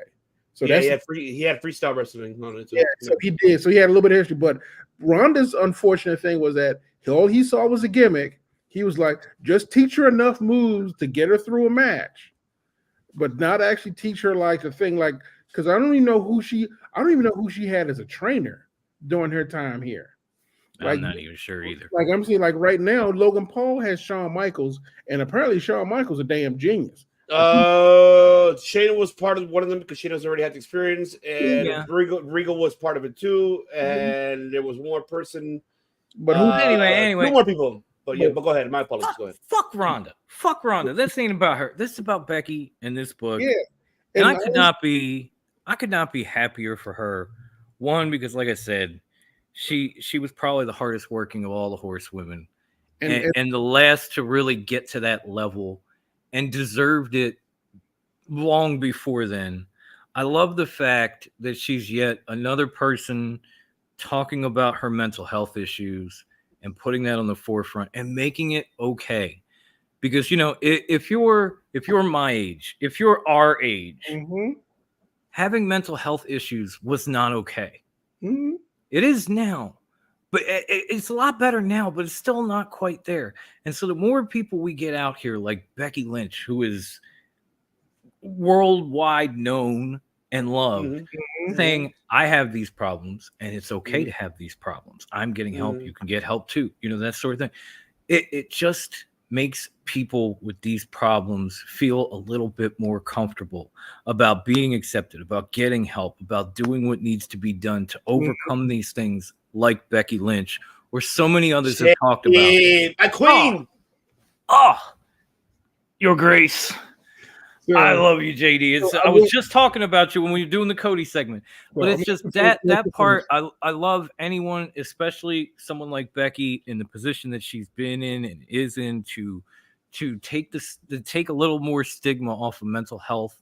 That means the world to me. I have family, even immediate family, dealing with so many mental health issues. And it's just so nice to see people like this come out and try to do whatever they could do to make it okay. I love her story. I can't wait to read the book. Regardless of whatever we said today, I agree with everything she said about Ronda. I'm not quite sure what she said about TNA. I'll be honest. I haven't been able to read the book yet. I ain't hear nothing about that. She mentioned that, like if she had the opportunity, she was intrigued with TNA because they treated women better at the time. So she was like fantasy booking herself. Because pretty much. I mean, which is cool. I like the fact that they have that relationship and that she can talk about it now because remember they got a thing. So they got a thing now. So she's exactly how Phil said. Yes, absolutely. So Ronda Rousey, Jesus Christ. So let me. Sorry. Go ahead. I was just gonna add, personally, I would have loved to have seen Becky in the Knockouts division, whether it was back in the Gail Kim era or even now. But instead we got her in WWE, and that's cool. But just thinking about her in one of those knockout divisions is like, I'm booking so many matches, my brain is gonna fry. Go ahead, Pepsi Phil. I need a minute. All about Becky, and I have to argue a little bit with you and Temple about it. I know her being punched in the face with Nia Jax did put her another level, but remember before that, she had slowly built a weirdly great phenomena through social media with that random snippet she did about her looking for couscous and it becoming like this weird. I'm just saying. True. Before that, they were trying to turn her heel, and she's Yeah. cutting a heel promo in mid-ring, hating on every fan in the building, and they're still cheering for her and chanting her name. Like, this shit was not working for her, but nobody in the back at the time really gave a flying fuck because it was Becky, and she didn't have anything that they could roll. Because Mr. McNugget didn't see it. Here's where I agree with you. She was smart enough to use, like, they would go, here, do a backstage check. We don't really care about it. She used that backstage segment to create like this entire phenomenon. This weird, like I said, the couscous thing was weird, but it became this weird character that she. I agree. I loved it. I loved it. I died laughing. And then, like you and Temple said, she gets punched in the face, and then all of a sudden she becomes the man, which was sort of started before that, but all of a sudden the man popped out of her, and it literally became like when she referred to it as her war paint. That's when, like, all of a sudden people started seeing her for what she was. And yes, it was at that point where she was getting compared to Stone Cold. And now, thank there's you. Everything that you needed to work with to get her to that level that you already had Charlotte and Bayley and Sasha, formerly Sasha, on. Well, yeah, exactly. Because I was going to say that, but Dom already said it. But yeah, it's very true because that is true. I feel like that was the one that give me a second. That's what I feel that direction kind of built it more before. How you mentioned, Phil, prior when she went heel, and then that that social media one that you mentioned too was just the beginning of it, and now to see it happen when it happened with her breaking her nose, it still was going at it to the television show. Kind of elevate it helped her elevate it more than where it started in the beginning. Even at SummerSlam, remember when she turned her back on Charlotte, and then we were all cheering for her. So the thing I love most about her razor's toothpick. Okay, exactly. Like I said, the thing I love her about was the fact that you were right; they were not giving her a goddamn thing. The literally point where she built herself up was by herself. Creative was like, we can't do anything, and she was like, "Fuck you, I'm gonna do something. I'm gonna do it on my own." And she did it on her own, and she got to this point. I mean, obviously, Creative eventually kind of jumped on board and figured out, oh, look, we can do something now. I'm like, no shit, motherfucker. But well, no shit. I'm pretty sure Michael Hayes was like, do. Yeah. So that's the thing I enjoyed most about her, because Dom's right. Out of all of them, she was the slowest to develop into who she is. But if you think about it, though, who's the longest lasting one of the four horsewomen? Her. Who is, like, think about it. Bayley is just starting to come back up from her injury and just from damage control. Charlotte's on the shelf. No offense to her. I understand she's coming back soon. I think she has like another couple of weeks. And we all know where Mercedes is. Exactly. Of the four horsewomen, who's literally still on top? Her. Who right now has her that one right there. She's still managed to redefine herself when she was starting to wear them space age outfits that made no goddamn sense. Lady Gaga bullshit. No, that's what it was, Lady Gaga. But I still enjoyed it because it was that's the thing. It was heel. That's the thing, though. She was in a place right there where she was able to set the standard for herself, and like it has lasted. If you think about it, 10 years. It's about 10 I years. agree. And you can't blame her for the Lady Gaga thing. That's that new mom going. Oh, I didn't say it was bad. I was in that new dad going crazy shit. I relate. Okay. I didn't say even Rollins was doing it too. So it was like Rollins is still doing it, man. He's crazy dad everywhere. Don't get me wrong. Running around in bell bottoms and platform heels, looking like Fabio and shit. I'm sorry. Don't give me the impression that I think it was wrong. Respectfully. I thought it was just. That's an interesting idea, Becky. Where you going with this? She was just a crazy ma. But like I said, she did a great job of just literally building herself. No offense to Charlotte, because Charlotte worked hard, but Charlotte kind of had it handed to her. We know that already. Bayley herself. Oh, Jesus, she was the hugger. She had the hugging segment. So they were like, okay, this is PG, so we can work with this. Yeah. And then Trust like me, everybody else had something. You had the hugger, you had the queen, you had the boss, and then it was just Becky. Yeah, and then it's Becky. You know, and, like she's the Irish lass kicker. You know, and then she had the war paint. Then she had Becky Two Belts, which the idea that she could run and turn into Becky Two Belts is probably one of the funniest things I have ever heard. Loved it. So, I mean, like I said, so I got anything for her, like to discredit her. For her, she deserves. I had the utmost respect for Becky Lynch. Oh yeah, I agreed to most of her comments when I saw her interview with Ariel. A lot of them I agree with them because it's especially for me the one that shocked me was the one the Ronda one, and that's why I enjoyed that one because she really brought it valid points to it. Yeah, and it's the truth. It was really behind the scenes that really put. Because even that triple threat at Mania, it's good. It was going to be her and Ronda. They added Charlotte, and then Charlotte screwed her away out of the way. Let more Ronda and Becky. No, we saw that match. It was really a Becky and Charlotte match with Ronda jumping in every few minutes or something. Yeah, Ronda Rousey like, and I'm here too. But it was supposed to be the beginning. It was supposed to be the opposite. But of course, Mr. McNugget changed the whole thing. I don't know. Always changing the shit around. But it is what it is. I digress about that. So, but the long and short of it is go find Becky's book. Oh, I'm going. Absolutely, man. Check it out, guys, because I still need to read it myself, and I'm gonna can't wait to talk about that. She's also really funny too, y'all. She reminds me of my wife. I tell you that. But oh man, all right, we got the news, of course, from Corey Graves announcing that WWE Speed is coming, and they're making a championship tournament. I still don't know who's a part of it. Well, you guys could probably tell me because I don't know who's part of it. I can't tell you nothing because I'm sitting here like, what the fuck is WWE Speed? I'm on the same page as Dom. What the fuck is this? They just put a couple wrestlers on amphetamines and say, get in the ring, who dies? On April 3rd, WWE Speed will be exclusively on X. It will be on X. That's right. Out of curiosity, how long do you think people watch shit on X? Believe me, they do. Yeah, for like an hour? Yeah. Social media 205 Live. Oh, okay, that makes sense, Your Grace. Thank you. Why not just bring back the Cruiserweight title? What the fuck? Thank you. I was going to say that. Thank you. Speed? Honestly, I would go with the idea. Are you high? I would literally test that on Netflix. Just test Speed on Netflix.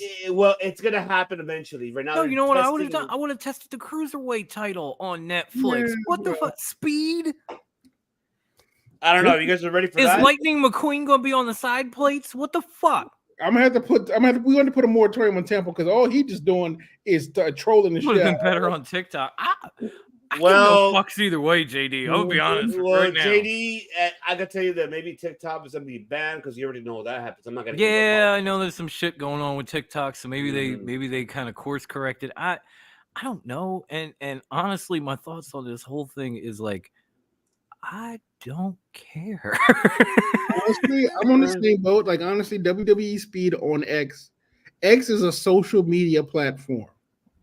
It is not a television network. It literally is. It literally is just like, why? Like it's not like you don't go. It's not like YouTube where you go there for videos. It's not like say Tubi at least. Shit. Tubi, fuck! I have Robo TV. Yes, I know what you're talking about. It's not like Tubi where you can watch like Lucha Underground and shit. Exactly. Yeah, you know what? Actually, no. Pluto has actually. No, that's Pluto. That's right. I got it mixed up. But anyway, the thing is, X is not a network. It's not a network. So I'm just like I said. Jack, really bright. It feels. I'd rather them not. Like I said, if they're going to do something like this, and they're not doing with you, JD. Division, same. Yeah, it just.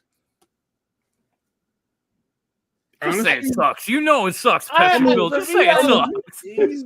I mean, I'm I like, don't know. at this Just point, say it sucks. We'll move on to the next topic. We ain't got to do this. All right, just say that. Just call that shit heat and be done with it. Let's go. Call that shit whack because it is. It's whack as fuck. Okay, let's see what you. All right, yeah, I mean, but I think we. Oh, here you go. All right. Oh, now we're talking. Now, coming up, they've done this before, but they haven't included all these promotions. Now doing it again. Remember, keep in mind that when we talked about it a while back, Pepsi Phil, Dom, you remember that they came united. They started the United Japan Pro Wrestling Association. They now went back old school, kind of like old school territory. This. They combined together. So this happened on Cinco de Mayo weekend, May 6th. What will happen will be that is what this one. Matt Riddle will become the first. That's why I want to put a moratorium on Temple because he just out here. He just choosing violence every 5 minutes. It's not the Coke title; it's the Speed title. It will be. It'll be. Yes, I'm with you, JD. Yeah, it really will. Is it Walter White's belt too? I'm just saying. They haven't revealed the belt yet, so we don't know yet as of until that. It's gonna be a belt with like the main piece gonna have like Walter White and Lightning McQueen and all this shit, just speed. But yeah, but this right here, I think people do not understand the gravity of this particular event right now. Yeah, I hear you. Well, one thing I would say about that though is now they added Big Japan. Yeah, they didn't last year. So this is now the first year for Big Japan. They added Dragon Big Japan because no one thought Big Japan would still be around by then. They're still around, believe it or not. Very true. Very true. No, you're right. You're right. It's just that I don't even want to get into them. Their problem is they don't really expose themselves too much on social media. They don't. Really, they don't. What's going on, Dylan? That's right. World elite. World elite. What was it? When was the last time they did this? It wasn't last year, was it? No, it was last year. It was like last year before. Yeah, to give those but they didn't include Big Japan. Yeah. Or they didn't. So now they did, and also they included Stardom, but Stardom's the only promotion. For me, what's whack on this page at this one was I wish that Bushido and everybody could meet up and included, Yoshi Tokyo Pro, Choco Pro could have included them for the women's against the Stardom. Because Stardom is going to be the only women's matches. That would have been fun. That would have been fun to see. But now they have, good to see Noah back in there. They already announced the matches, but I forgot to put the matches here. But they already announced them. To be honest, when I first heard about this when Ivan brought it up, and I went and I looked it up, and just seeing the promotions and a little bit of the card and everything, I couldn't help but think like this is fucking cool. Because like Ivan had kind of mentioned and I chimed in on, this feels like the super shows from the territory days where they would get like NWA and World Class and the one up in Minnesota, I can't remember the name. Oh, I know what you're talking about. Vern Gagne's promotion, AWA, and everybody under one roof, and then they would put like the stars of the promotions and matches together. It just gives me that old school feeling because I do have that side. I know I said there's a gray area, but this just gets me back. It just brings me back to childhood. And then seeing New Japan as a part of it and seeing that it's called All Together. I see what you did there. Tony Khan approves. Cody would be smiling. It's just awesome. I cannot wait for this to go down. I'm gonna be glued to a screen when this comes on. Oh, me too. I'm definitely gonna be watching these matches. So I think the thing that I love about this is that for the longest time, everyone had treated the Asian wrestling syndicates or promotions, depending on how you want to put it, as kind of like a weird offshoot of wrestling. Like a lot of folks, unfortunately, in the West did not give the West its due. Yeah. Like not the West. I mean, look at some of these matches. If you know, you know. That's all I'm gonna say. It's gonna be a fucking banger. Yeah, like I said, so because of this, I'm excited. One, because we actually get like basically, I mean, for the first time, we get a real Japanese WrestleMania. Like pretty like much. like you said, a super card. I was gonna say, I think Wrestle Kingdom might want to call you and yell at this I point. know. It's not when I say WrestleMania, I actually meant like fuck you, Pepsi Phil. WrestleMania stole that shit from us. But I meant the fact that I meant like the super card concept where like they take that's gonna be a good one right there. Now we're talking. Yeah, that's gonna be insane. Temple, that's gonna be a banger match right there. Sekimoto does not get credit for anything. Oh my god. So this will like honestly, if I'm them, I'm getting a stadium. I'm getting. I mean, I don't want to infringe on your gimmick, but permission to go to have Nipple Mania run wild over this card. I mean, good lord. It's just but like this is a WrestleDome thing, and I'm really excited to see what they do with it.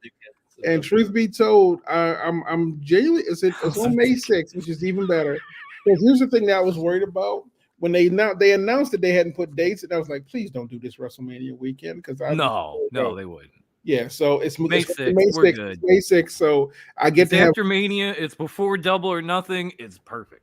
I'm asking for that Monday off because I'll do a watch along. I'm fucking down to see that shit. It's gonna be time late. Would it start? That's the problem I got. Oh no, it starts. If I'm not, was it like 3 a.m? Yeah, about 3 a.m. on the East Coast. Yeah, like that's definitely. I don't know about all that. Oh, Cinco de Mayo weekend, I'll be. You know what I'm doing wrong. My kid don't give a fuck about Cinco de Mayo. Okay, I wish he did because I want to celebrate. The thing about this is the more I like Modelo's and Coronas and shit. The more important thing about this is that I had a Colto. That was beer that was brewed in agave barrels, man.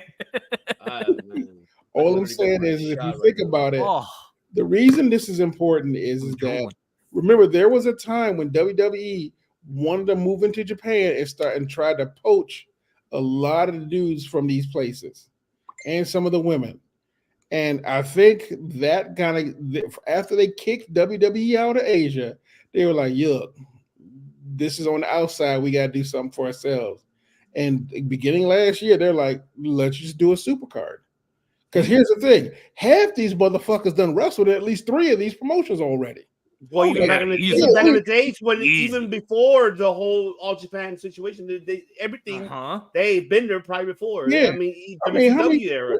Like shit, who the hell? At least 2 of them been in Dragon Gate and DDT before they went to New Japan. Yeah. So I'm looking at you, Takesta. and Pepsi Phil, can you remind people who runs Dragon Gate? Can you remind people, please? I can't remember his name right now, which is weird. What? I'm drawing a blank right now because I was thinking. I'm exhausted. I can barely remember my name. It's just on screen. Well, no, the only reason why is because I've been actually focused on the story between the leadership of New Japan Pro Wrestling and what's his name, who they kicked out off the board recently. I agree. The wrong person, Phil. I'm dead. I think so. Yeah, I think it could be. Honestly, it is. It could be double. It really could. I think it could be bigger than SummerSlam. I'm not gonna lie to you. I think it could be bigger than SummerSlam. No, but I could see this being the SummerSlam to like Wrestle Kingdom's WrestleMania. I see what you're saying. Yeah, fair. Yeah, that's what he's saying. So yes. I agree. Okay. I could definitely see that. At least I think that's what he's saying. And if he is, I can see it. Where in the hell is All Japan? They didn't agree to be a part of it, unfortunately. Yeah, they were. Yeah, I think they just didn't want any part of this, which is crazy. They're being weird. They're being really weird because they're afraid of their talent getting poached. Because All Japan has been having some sus management issues. Mm-hmm. And like again, they never stop, brother. They never stop. They don't stay every sus. fucking day. They don't get always sus. every fucking You know what I'm saying? They don't get sus. They stay sus. Mm-hmm. They wake up like, "Thank you, Lord, for another day to stay sus." And it's just the management guys. Because here's the thing: if you go, we're going to have a really great party with all our friends from other places. Someone's going to go, "Hey, y'all hiring?" So, I mean, these guys don't worry about their talent. All Japan. First of all, maybe if you treat your talent better, they wouldn't be going to this shit going, "Hey, y'all hiring?" I'm just saying. Saying. Exactly. That's my point. Like, All Japan knows they have a talent issue. And they do. And like I said, you put all of them with like these top-notch guys, somebody's gonna get some phone calls going. How you doing? What do you think? Why they're trying to bust the fucking bullshit that they're saying that WWE didn't invite them to bring their talent? That's bullshit because you mentioned they're very, very delicate of giving their talent to another promotion because WWE invited them to NXT to bring some of your talent. We could do a little combined. They said no, but they try to put the blame on Shawn Mike on HBK and nope, that's bullshit. We already know that all Japan. And honestly, fuck them. They can stay home because when you look at these promotions and you look at the card that Temple has brought up in the comments, you don't fucking need them. And truth, it's a bang. Like you're just gonna be a party pooper. What was it? Was it Family Guy that had the Buzz Killington segments where everybody's having a good time, and then Buzz would come in and say, like, "Here's a story about a bridge." That's all Japan, man. All Japan. It was at this moment Jackson knew he fucked up. He loves that clip now. So here's the thing, though. You know you don't fucked up, right? But here's the thing: everyone here, everyone at these promotions, they know WWE ain't gonna treat them well. No, they know they ain't gonna, so they ain't worried about them. What? Don't. Every Japanese wrestler, they disrespect the fuck out of them. Okay, well, if we get into that topic. Who's quickly turning into freaking Aleister Black in WWE. All right. If we get into that, we're going to derail, so I'd rather not. So you're right. Yeah, let's not. Okay. I'd rather not. No, we're cool. Okay. Right, so the next topic here. So we have, of course, the re-signing so far, the free agency. There's still free agents in the market there. Okay. So we have a re-signing of Ace Austin, who's decided to stay with TNA. We do have AJ Francis, who is officially signed with TNA. And he's staying throughout the rest of the year, which congratulations for AJ Francis. And I know he's been doing a phenomenal job, no pun intended. AJ Styles, he's been doing great everywhere on the independent circuit and outside of the promotions. He's been doing great. I'm enjoying his character, everything what he's doing. I am gonna get shitted on this, and I know I am, but it's not fully okay. Just to clarify, it's just the way how he presents himself. It's almost like it's like a Notorious B.I.G. type of way. Oh no! In a way. I'm not saying, with you. I'm not saying AJ's the best in the ring. I'm not saying that he's great, but I'm not saying he's the best. He's good. But a shout out to Jonah from Rewind, Recap, Relive. He had him on the interview. Shout out to George Bukai from Straight Up Talk Wrestling, who had Mustafa Ali and the Queen of Podcasting as well, mini hosts. He's not signed. He's still free agent, still able to do whatever he does. He gets their pay by appearance. But the one thing here on this one, I'm happy for Ace Austin. He found a home. And honestly, for me, I don't give a damn. Right now in TNA, when it comes to tag team, we talked already about Motor City leaving. It sucks, but hopefully someone will pick him up, and we'll see. We'll keep an eye on that, see what happens on them. But the tag team division, I feel, for me, is really, even though it doesn't fit them because we're known for seeing them being as singles competitors, Chris Bay and Ace Austin. But if ABC for me works fuck out. I love that tag team. They fucking kill it. It's fun. It's fun. And I'm glad that they're both staying. And I'm happy about that. I'm happy for AJ, at least that he has somewhere a home permanently for now within the end of the year of 2024. And I feel that his character's going to really develop more. Besides his character is in ring, I feel we'll give him the help with the help of Tommy Dreamer, Bully Ray, shout out to them, and everybody else in the creative side. Gail Kim will get into his mind, do this, do that, and help him kind of elevate who he is, because I feel he was not given the opportunity when he was a hit row. He mentioned himself on his interviews that we're not giving him the chance for that. He was really more of a co-host of A&E type of Finding Treasure. Yeah, barely doing any work. It's just like, which he did a great job with. He did. He did. I feel AJ has opportunity here to really elevate his career, just like Elegance, like Dana Brooks, how she is. She's gonna get there. Let's not bring her up. Okay, let's not bring her up in this conversation. Ixnay on Timu. Oh, I know what she said about Tiffany Stratton. I know, but that's teach his own. And I'm not gonna say I didn't even pay attention. I don't care about that because it's like Who doesn't? Can we touch on TNA's tag team division?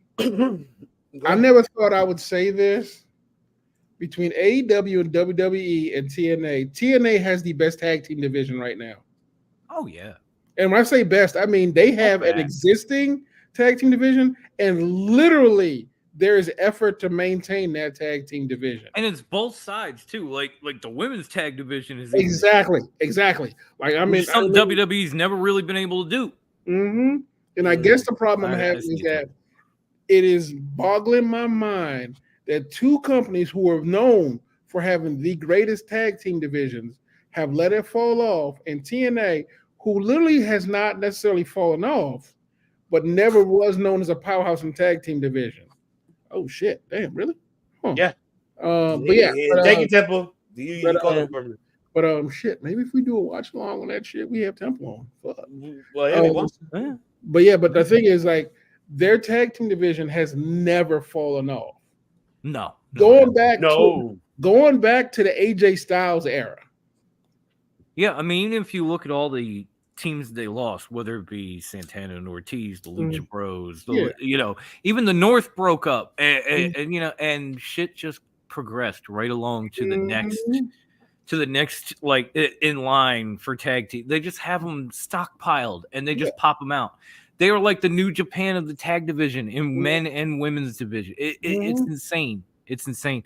I will say I'm relieved because I've had a week, and I put the topics up for us before the show, and I was sitting there reading them. My eyes, they're a little tired and blurry, and I thought when I read this topic, I thought it said Ace Austin resigned.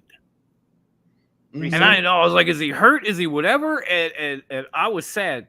Now that I see it and I hear re-signing, now I feel better. I'm just gonna put that out there right now. Now I feel better. Ace Austin, I mean, don't get me wrong, like ABC is great and all that, but Ace Austin has been a staple in Impact TNA for so many years. And that man has been plug and play there. You need somebody in the X Division. He's going to become one of the greatest X Division champions in modern day history.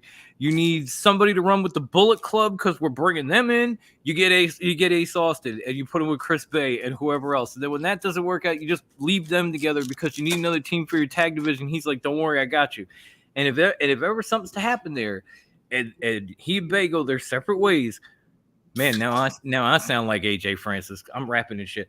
Anyway, if they go their separate ways, you can put that man you can put him in the world title picture. You can put him back in the X division. You can put him anywhere, and he is going to succeed and get eyes on your product. So the fact that he's re-signing is good for TNA. Maybe shows us that things with the Scott D'Amore fallout aren't going to be as bad as we had thought, or I just hope that, and just to add on what you're saying, Dom, like I just hope that that Tommy, Bully, Gale, and is it Delirious or Delirious? Delirious. I'm pretty sure they told Anthem, you got to resign this man because he's our future of this fucking promotion. So just like Chris Bay, and I feel I don't want to compare them, but what reminds me a little bit of get the fuck out of here. I know. But what reminds me of it a little bit of Ace Austin is when it was the beginning of era of Chris Sabin by himself. I was about to say that. I was about to say Ace Austin is like Chris Sabin reborn. Mm-hmm. Exactly. And when it comes to AJ, he's always been a talent on the mic. He's always been very charismatic. He's a tremendous MC. His wrestling skills are decent as long as nobody tries to make him do a fucking tope suicida. Okay? That is a bad idea. Have you seen how big that man is? And you're right, Ivan. He does have that notorious B.I.G. type swagger, flow, style to him. And I think in TNA, there are guys that will help him hone his craft and become like an actual big man. It seemed like he was wrestling as a wrestler and not a big man, which he clearly is when you look at the motherfucker. Oh, yeah. You know what? You're right. So, no, you're right. So, here's the thing about AJ Francis. He holds a special place in my heart because I found out that flop dollar thing where he tripped over the ropes was actually him having basically him getting a diabetic attack. He was in acid ketosis, well, DK, which is DK, which is a diabetic. Why he couldn't make the jump, because that entire, I think it's like that week or so, he was feeling pretty much like basically someone with an elevated sugar that was so high, and as someone who had the exact same problem, I know how much that fucks you up. So when my mom has that issue, so I've seen it myself with my brother and a few other people. So honestly, if he didn't do that flop, he wouldn't have went to medical, and they wouldn't have told him that there was something wrong with him. Mm-hmm. Like that was the thing. Like when he did that screw up, because apparently he's done it before, and he actually has made that jump. When he realized he couldn't do it, he went to medical and had them take a look at him. So I do have so in my heart, I'm in the same place as you. Like, I think his wrestling and his stuff can be improved. Like in my head, I can see him probably being the next Abyss. Like I can see he is. I like that. Actually, I do like that. He can be the next Abyss. The thing about AJ is, from what I've seen of him, he is a good dude with a ton of charisma and a ton of potential. And I think a place like TNA could bring that out of him if he's willing to do the work. And he's never shied away from doing the work. Exactly. So I think we're going to see sides of this man in the future that we never saw that will probably blow us the fuck away. And I hope so, because he's a cool dude. Yeah. Like, this is a guy that's retweeted my stuff, that's quoted me on things, that's done whatever. And I was an absolute fan of him before I ever saw him in the ring. Like I used to watch Hidden Treasures, and I thought the guy was just really cool, really down to earth, really funny. And then I started seeing him in NXT, with the original Hit Row, and it was like, damn, this dude could be something, What was her? What's up, Lennox? Lennox. What was the name of the woman in Hit Row? I'm sorry, I'm drawing a blank on her name right now. I can't. I forgot her. Oh. She's with the Street Profits right now. Shit, what is her name? It was Adonis, Top Dollar, Swerve, and fuck. Yeah. So here's the interesting thing. Apparently, when she got cut and Top Dollar was still there, he fought to get her back. Yeah. Like literally. He mentioned in the interview. Yeah. He talks about the fact that BFAB. Yes. BFAB. Thank you. Thank you, Lennox. And don't get me wrong, bringing BFAB in was a good call. Like I think him fighting for her was really nice to him, because honestly, he was on NXT. He wasn't that new. He was just basically just a young guy. Yeah. So him having put himself out like that for one of his own, that told me a lot about him. And I'm gonna say it again, because I said it when it all went down. I don't think Hit Row was given the opportunity on the main roster that they had literally earned, because they had done a lot in NXT. They came in at the draft and people went crazy, and then they just kind of sat there and nothing ever really happened. And then the next thing you know, here goes Swerve, here goes BFAB, here goes everybody, and it was like, why are you doing this? You never even gave him a chance. Well, you got to remember who's in charge during then. Remember who's in charge. Fair enough. Also fair enough. Remember, fair enough. He has this, like I said, and remember, and no one wants to say it out loud, but no one wants to say the quiet part out loud but there was a certain weird competition. Always, Leonard. He had weird competition between him and Triple H, and the fact that Triple H turned NXT a developmental program to a much more profitable and more fun. Well, I won't say profitable, a more fun product than the two main. It's more profitable. Let's be honest. He's turned records since he showed up. Okay. Yeah. In quarters, so like you can say it. It's fine. But here's the thing, though. There was a weird competition, and we all said it. Once you go up to the main roster from NXT, Vince will fuck you over. Yeah. Guaranteed. And no one knew why. Because I can tell you right now, the fact that they wanted to turn Adam Cole into a manager named Budge, a heel manager for Bearcat, was the idea. Bearcat. The fuck thing is Bearcat. Bearcat. That's all I'm gonna say.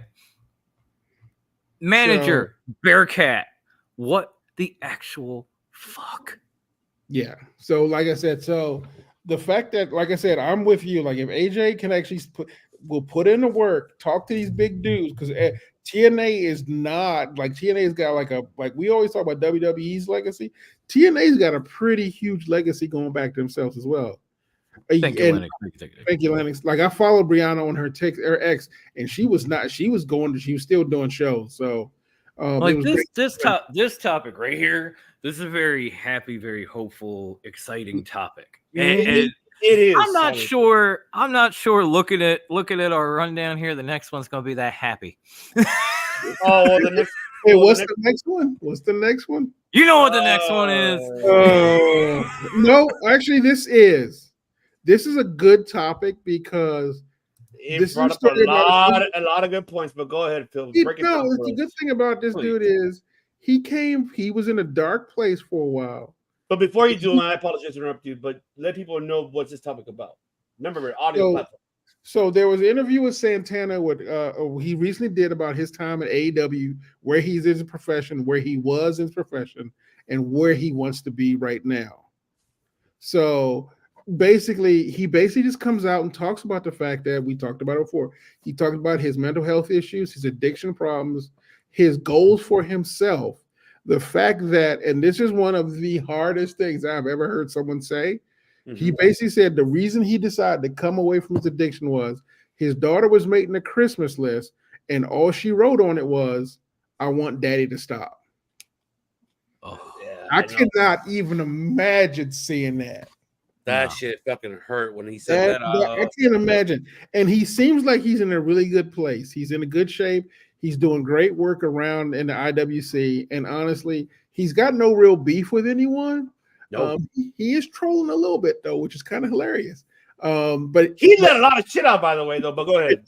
He did. And honestly, he's just generally in a good place from where he was before he left AEW. And honestly, based on the way he talked, he was not in that good place at all. See, the part that you touched on was the part that kind of hit me. It broke my heart. Was his daughter said, "All I want for Christmas is for daddy to stop." Because, my kid's going to be 13 in a couple of months. And thankfully, I've been clean all his life. And I'm going to look at that child every morning and go, you know what? Yeah, this day's for you too. Mm-hmm. And I can kind of move on my life and I can kind of keep where I need to be. Not everybody's like that, unfortunately. But for Santana to see that and to take that in and decide, all right, I'm gonna stop fucking around. Like this is it. I gotta get this done for my daughter.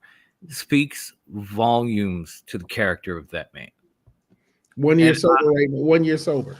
I hope and pray for many more for you, sir. Believe me, as somebody who's going on 23 years, it can happen, dude. It is fucking difficult, but it can happen. Just keep doing what you're doing. Keep going through the steps. Keep whatever you got to do to stay on track. Whatever you got to do. I don't care if you got to pray. I don't care if you got to hit meetings. I don't care if you got to do a combination, whatever the fuck, whatever works for you, man. Yeah, because that little girl, that little girl needs you. Just like I look at my son and I look at where I was and there have been times, even in his lifetime, where that shit's calling me. Like shit's fucking up, and in the back of my head, I still got that itty bitty voice going, you know what will happen when shit got fucked up, right? You know what you go do, and then I see my child, and I'm thinking, I can't do that to them. I can't do that to that boy. I can't. You can't help rooting for him. And that's the. And I know he's probably not even going to watch this. He's probably not even going to see it. I don't fucking care. I'm going to say it anyway. Santana, that is my man. That is the biggest part of recovery, is finding something bigger than yourself. It doesn't matter. It could be God. For me personally, it's like what happened to you. It's my child. My child is bigger than me. My child needs to have a better life than I have. My child needs to be able to rely on his daddy, because daddy has to have his back. That is big. That is bigger than anything that I could do or be or anything else. So that is really where I base my recovery, because that is something that is bigger, far bigger than me. My child and my family, their well-being, having me there for them to count on. And when you look at that little girl is bigger than you, bro. That is the world as far as a parent goes. You look at that kid, and that is the fucking world. And focus on that. I'm sorry. I know I'm not trying, but that part hit me, and I just needed to get that out there. I don't think he's ever going to see it. You can fucking clip it if you want. I don't really. I will clip it for him to see it because he will. But please, Santana, keep stepping and keep finding something bigger than yourself. That is the base for all of this shit, man. 23 years later, here I sit. The shit can happen. Mm-hmm. So, hey, Temple, I'm sorry. Santana does talk about whether or not he's doing WWE. Right now, he does not feel like it's the place for him right now. He basically says he's not wrestling for money because he's solid. He's literally wrestling for fun, which I think is, I guess it's been a long time since he was able to do it, probably before even LAX. And like right now, he's extremely happy. He's extremely happy. He's a champion in, was he not PWG? But he's a champion at a couple of promotions. House of Glory.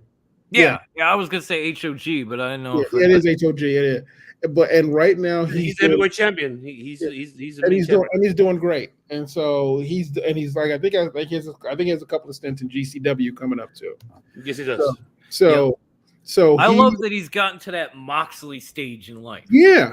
I mean, he's just like I said. He's found his happy place. He's in a better place mentally and emotionally. He, like I said, his grandmother helped him get clean, pushed him to getting clean as well because she's one of the most important people in his life. He's doing it for his family. Shout out to Abuela, goddammit. Yeah, exactly. And honestly, I'm just like I said, I saw the interview. I think I posted it to everyone. I saw the interview and it was genuinely just an uplifting story that if you watch it, you're like, you know what? This is like, and I'm going to bring this man's name up. This is listening to him talk makes me want to punch Matt Riddle in the face. You too, huh? Yeah. I mean, I wanted to anyway. Yeah. Now I just want to do it even more. Yeah, but the reason being, I think we talked about this. The way he joked about doing cocaine at the strip club as though it was nothing. Why do you think why do you think it got me so fucking mad? I'm getting mad about it now. You don't joke about that fucking shit, you douchebag. Yeah, so you know how many people that shit killed? You know how many lives were ruined, families destroyed, all this. You're out here joking about that bullshit? Yeah. Like, I'm sorry. I know I take things too far at times. I will readily admit that. But that shit is beyond too far. Yeah. And like I said, that shit is incomprehensible and fucking stupid. Yeah, hearing that and then listening to Santana talk about his struggles and his way back. Yeah, like how Lennox, it's bad. So I'm happy for him. Like, definitely. Yeah, no, believe me, I literally feel your pain, dude. Yeah. I have been there, and I am. Like I said, I'm just glad. I know it sounds stupid, but I'm proud of you, man. Yeah, no, it is. And my thing is, I'm sad I won't see him in AEW anymore.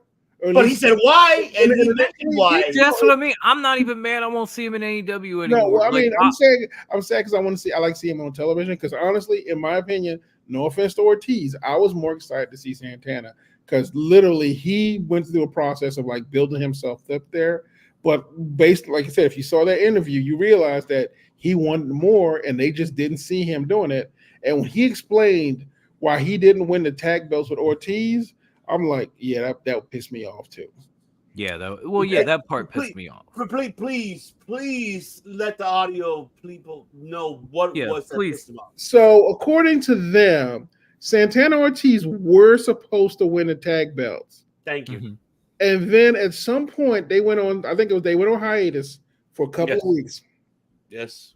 He comes back and the Young Bucks are like, nah, it ain't going to you. It's going to somebody else.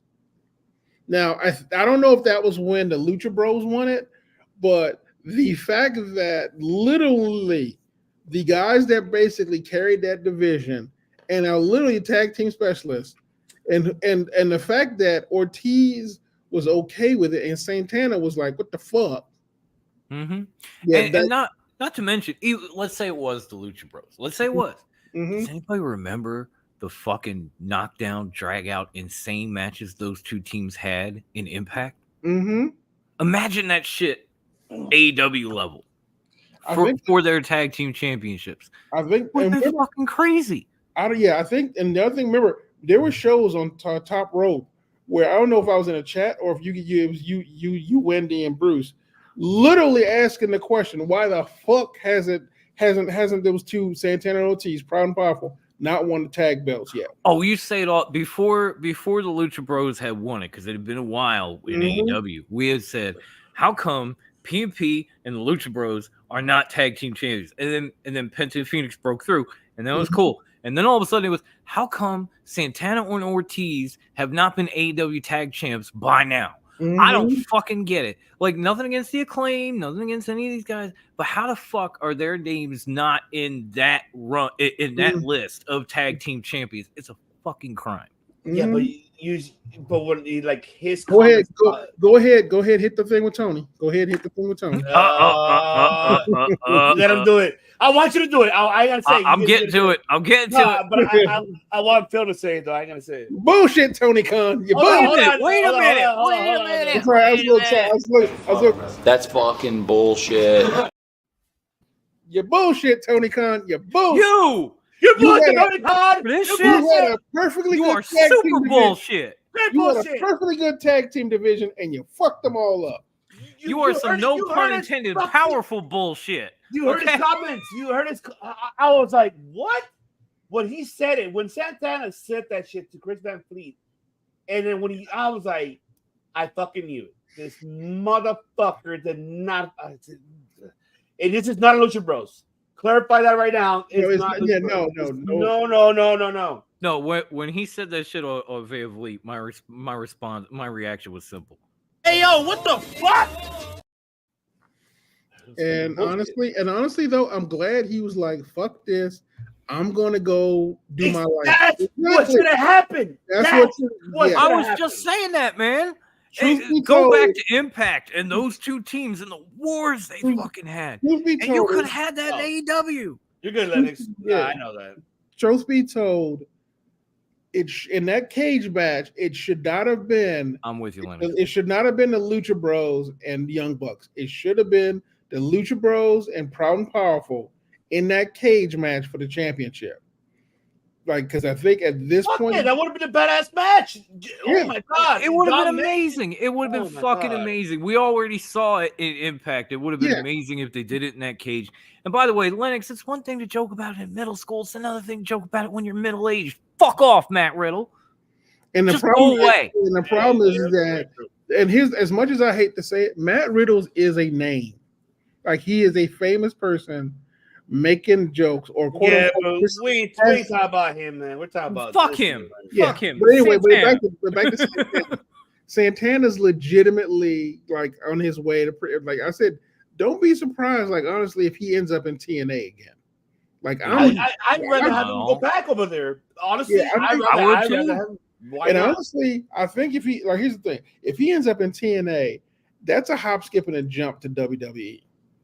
Not only that, I mean, maybe, but I'm not even looking at that. Look at it this way: if you look at the North and what they did with Josh Alexander, because he was so damn talented, they could do the exact same fucking thing with Santana. But not only that, but I feel as well Santana could go still be independent and also go to, you know, Primo and of course Carlito. Yeah. Of course. For his home country, go over there, go to Puerto Rico and fucking do something out there and win the belt out there. I'll be happy for him to do that. I mean, that'd be great too. I was just saying with TNA, I don't even look at it as like, oh, and then he could get to WWE. I don't give a fuck. No. I mean, if he went to TNA, he could be just as big as Josh Alexander, and that would be huge for us, for him, for everyone involved. I mean, so I'm with it. I mean, I would not mind seeing him in CMLL. Like, I would love to see. Same. I would love to see it because honestly, CMLL, which I think people give AAA a little bit more credit than they deserve, although they are magnificent. But I think people underestimate CMLL for having they got some slobber knockers in some of the matches I've seen. Unfortunately, I can't see. Oh, they do. It's just here's the add thing. On. Oh, and I apologize for interrupting you. Just to add on what you're saying, Phil. You're right because. You know, one thing the difference between the AAA and CMLL is the CMLL promotes more international. Besides Mexican, they also have Chile, they have South America, and also have Puerto Rico. Yeah, Like, I can't find them on. I gotta find a satellite TV network for them because I got you on that one. I'll tell you in the chat. The thing about it is this: you can put all the letters together that you want. You can name all the promotions that you want. You know what? You know where it would be great to see Santana anywhere because the man's fucking amazing. Dude, it doesn't matter the promotion. Even a coach for him at the Performance Center will be awesome because he's able to this guy can literally tell you how to tell the story outside of the ring without even performing in the ring. This man knows how to get a mic and tell a story and tell you how it is. Santana, I give that man 100% credit, and I wish nothing but the best for his future, everything that is going on currently. I know Ortiz, is on his own, but, Santana, I'm glad that he had the opportunity to let us, for him to say what was the reason of everything. And we appreciate that. We cherish that in the bottom of our hearts. And we hope that everything is going well for you more for your family's sake. How Don mentioned earlier, when it comes to your kids, it's a whole different story. Yeah, that's one thing. And speaking of it, shout out to Temple. Congratulations to Daddy Temple, 10 years sober. That's a huge deal. I raised my water to you. Hardcore shit right there.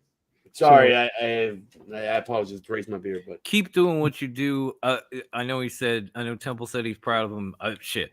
Now I'm proud of you too. Now. Yeah, exactly. So it's good. Like I said, it's good to know. And like I said, it's good that he's bouncing back. And it's good to see him he's been doing, like I said, don't get me wrong, he's been doing great anyway. And I'm just glad that people finally get to hear his story, his side of the story about it. Yeah. Me too. Because either way, I loved it. Me too. And I wasn't gonna be critiquing that. I was just waiting to see, not gonna jump conclusions or anything. I'm glad that he took the opportunity to say himself his words of why his decision he made. So I'm happy for that. I'm not discrediting him at all. Yeah. Concerned I was. I was concerned mentally, health, maybe that way. I wasn't really more about his ego or none of that because I don't think he was never ego. He was never none of that. He was very humble and everything. I follow this guy's career, TNA prior. I know this man he's never been out. So this man is very humble of what he does. I'm just hoping to God he does a stint in Japan somewhere. We'll see. I hope so. I'm just hoping to God he stays clean another year. He's gonna stay clean. If you see the interview, and I'm not saying that he's a bad person. I'm saying nothing is ever promised. Yeah, so let's just hope he continues to progress and stay clean and enjoy his life and be a dad and all that stuff.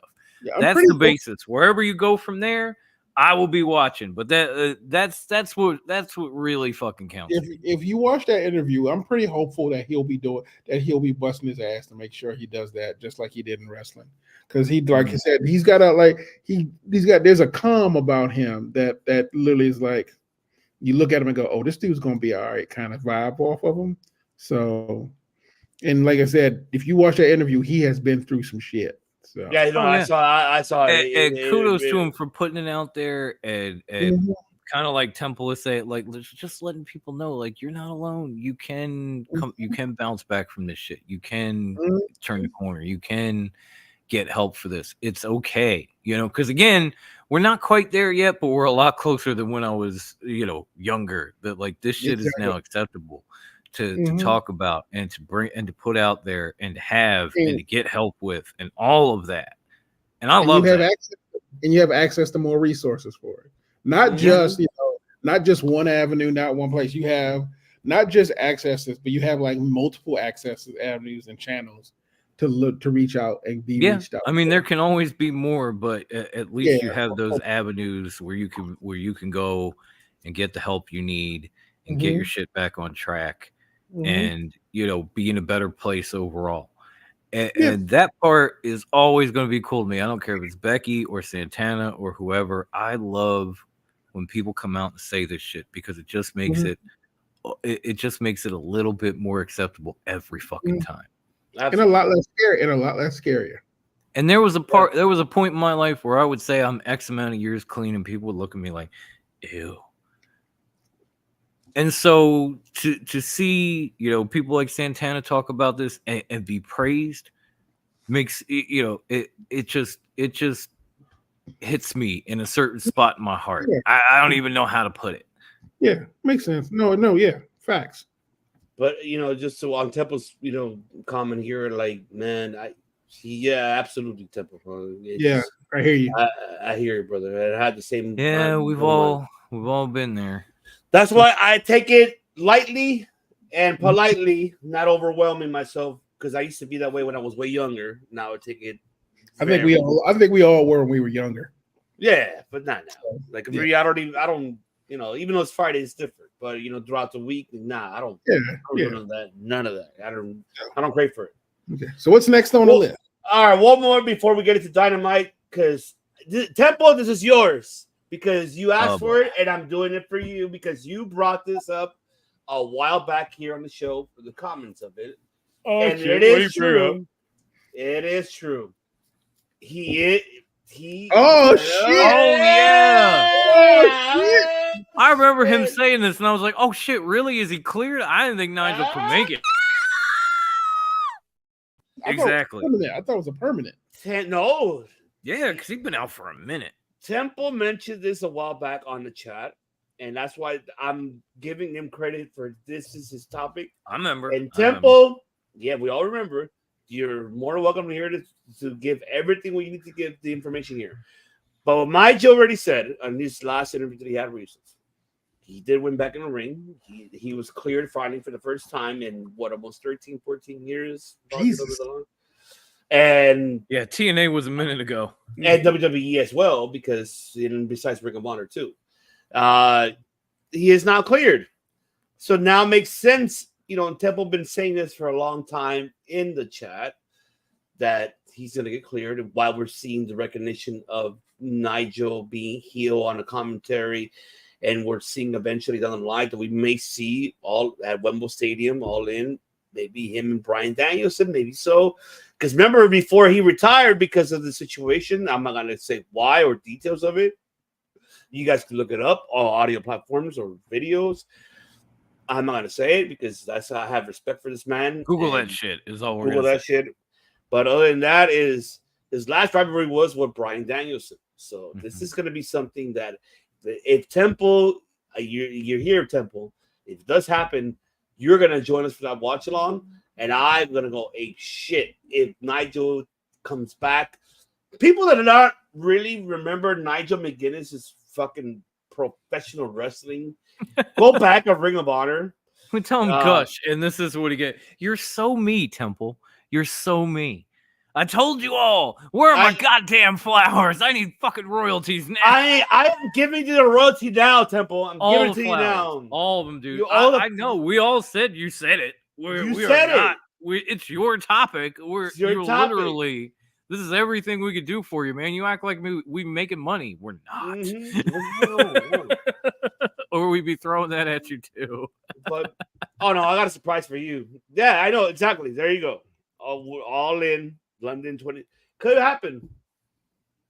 Notorious, if this does happen, are you gonna go ape shit as well? Are you gonna go nitty if this happens? Are you excited for this guy? If he does come back, making his in-ring return for the first time in almost 15 years, I would say so. Are you excited to see this man back? If Nigel McGuinness looks at Edge and says, "Hold my beer," I am gonna lose my fucking mind. And it looks like it's gonna happen. And him versus Danielson. Hold my beer. I'm to my dog. Sorry. Hey, Copeland, hold my beer. I mean, if this happens in Wembley with the Dragon, yeah, I'm gonna mark right the fuck out. I mean, I am so extremely happy to hear this news. If this is where it's leading to, I mean, he could have a match with anybody in Wembley and have those people lose their minds for him, and it would be rightfully deserved. Bryan Danielson is just a huge thing. Like if it were him and Danielson, or even him and Will Ospreay. I mean, anything, any kind of high caliber match at Wembley Stadium for his return, it's just beautiful. I think the last thing that I remember him doing was having a feud with Kurt Angle when he was Desmond Wolfe in TNA. And at that point, it got shut down, and I was like, what the hell happened? And they were like, oh, well, you know, he and Danielson had a match, and something happened, and they're not sure he'll ever wrestle again. And I was like, oh, he'll be back. He's too fucking tough. He'll be back. He's like William Regal reincarnated. He'll be back. And 15 years later, he's back. I kind of expected it sooner, but I'm still glad it's happening. You'll be saying, hold my fucking fish. Hold my fucking fish and chips. No beer. Yeah, no. I would love to see him and Danielson. Even him and Ospreay would be like a perfect match for Wembley. I think Nigel deserves to end his career correctly, and I hope he does. And if he's able to get that clearance one last time to wrestle, and like how Temple mentioned, we were right about the Samoa Joe stuff. Okay, you can't take credit for that by yourself, Temple. Well, Temple, yeah, if you go back to the archives, that is true. Both of you and Dom actually take credit for that one. I can't discredit that. We. So, but Temple of Psychos. Temple of Psychos. And if it does happen, Temple, you better be at the stadium, and you better send us videos of that if it does happen, because I really want to see that. Let's see. Why not? Yeah.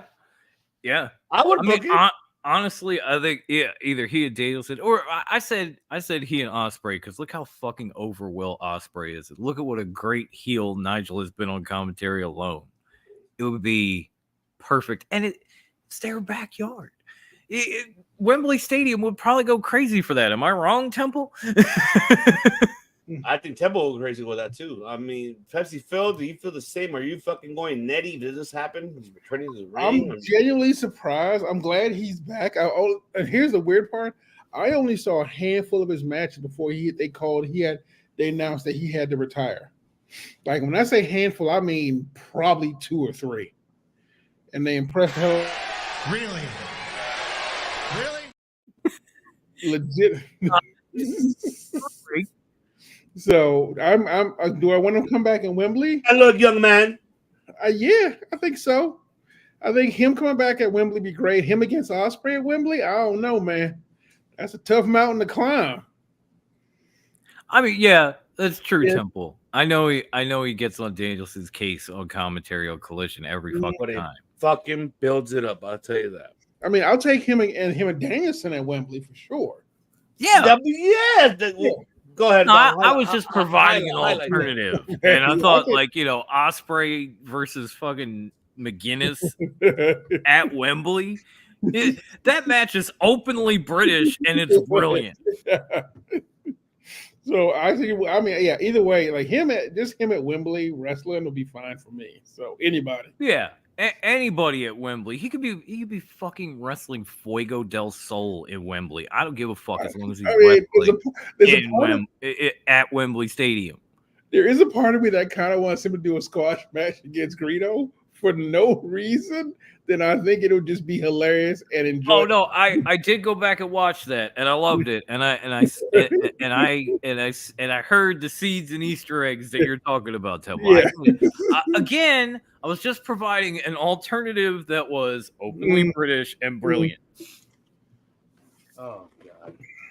All right, looks like it is that time, folks. The last topic of the night, because I know that we got a lot of things to do. I got a lot of things to do tomorrow, and of course it's Easter weekend, so we're not trying to keep you guys here too long. Audio platforms, anything else. So I know we kind of went over the board that we decided, but hey, it's just when it comes to a lot of these topics, we do it here weekly, folks. We don't do it every day, So we got lives, we got work, we got kids, we got to take care of things. I'm dead, y'all. Okay.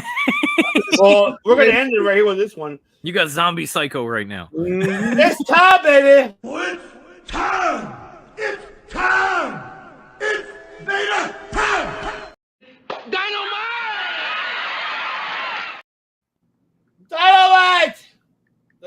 fucking.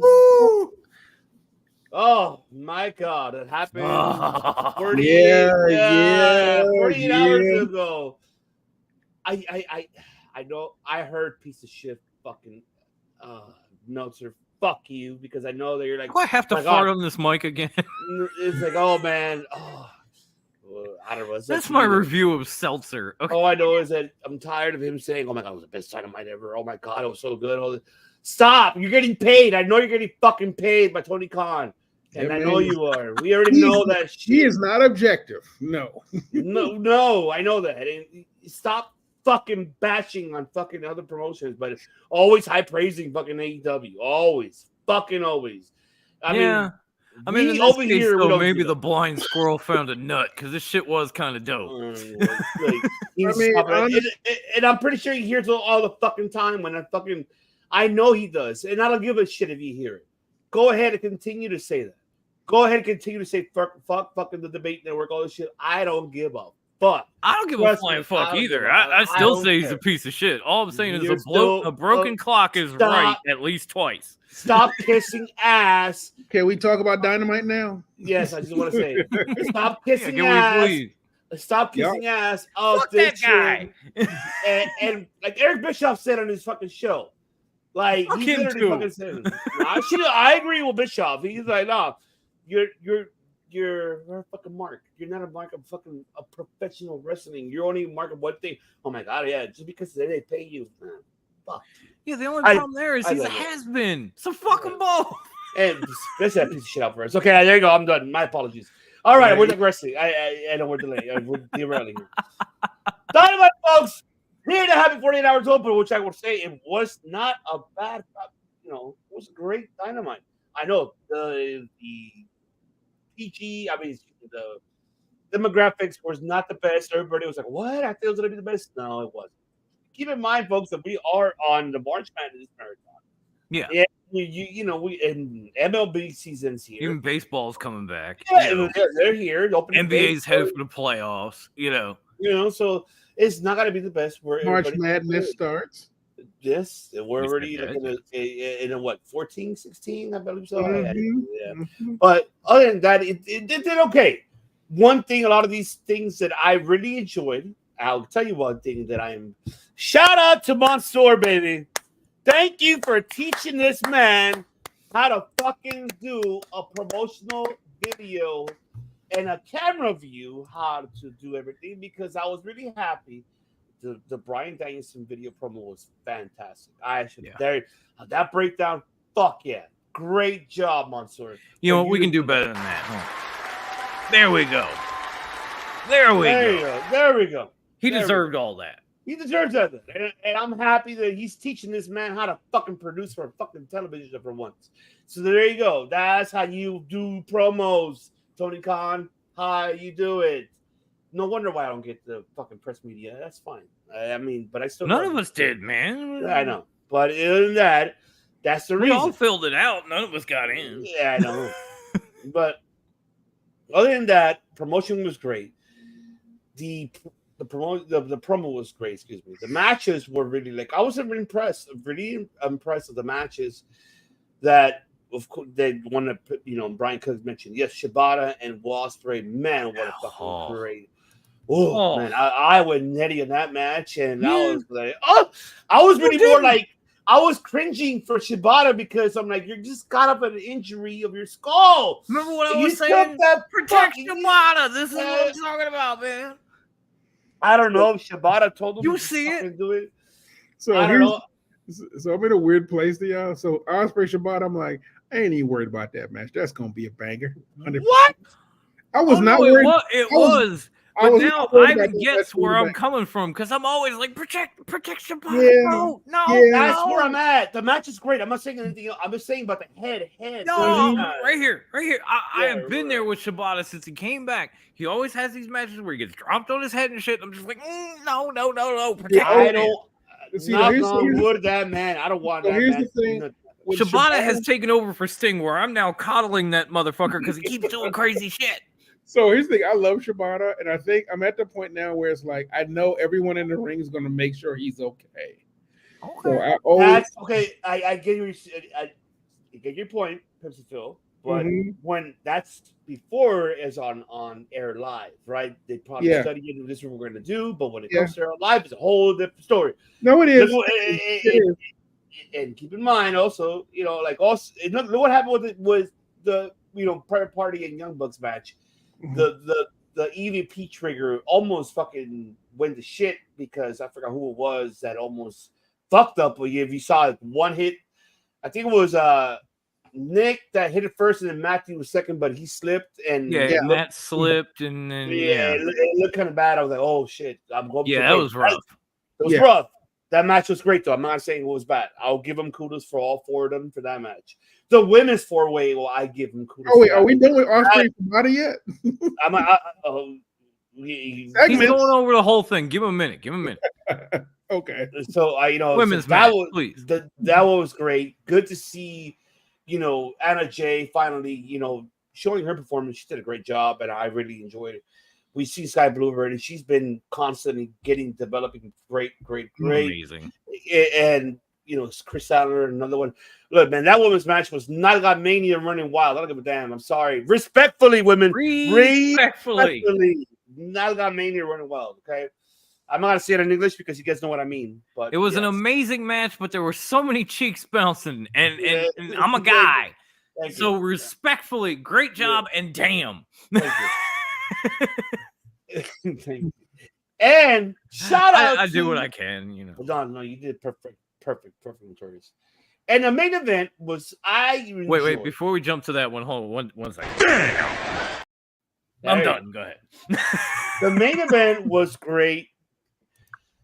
I just want to get out. I'll go first. Just want to get out of my chest. But I just want to mention the main event. Well, we'll touch each segment though. But I just want to get this one. I'm gonna touch the main event right away. I just wanted to say it.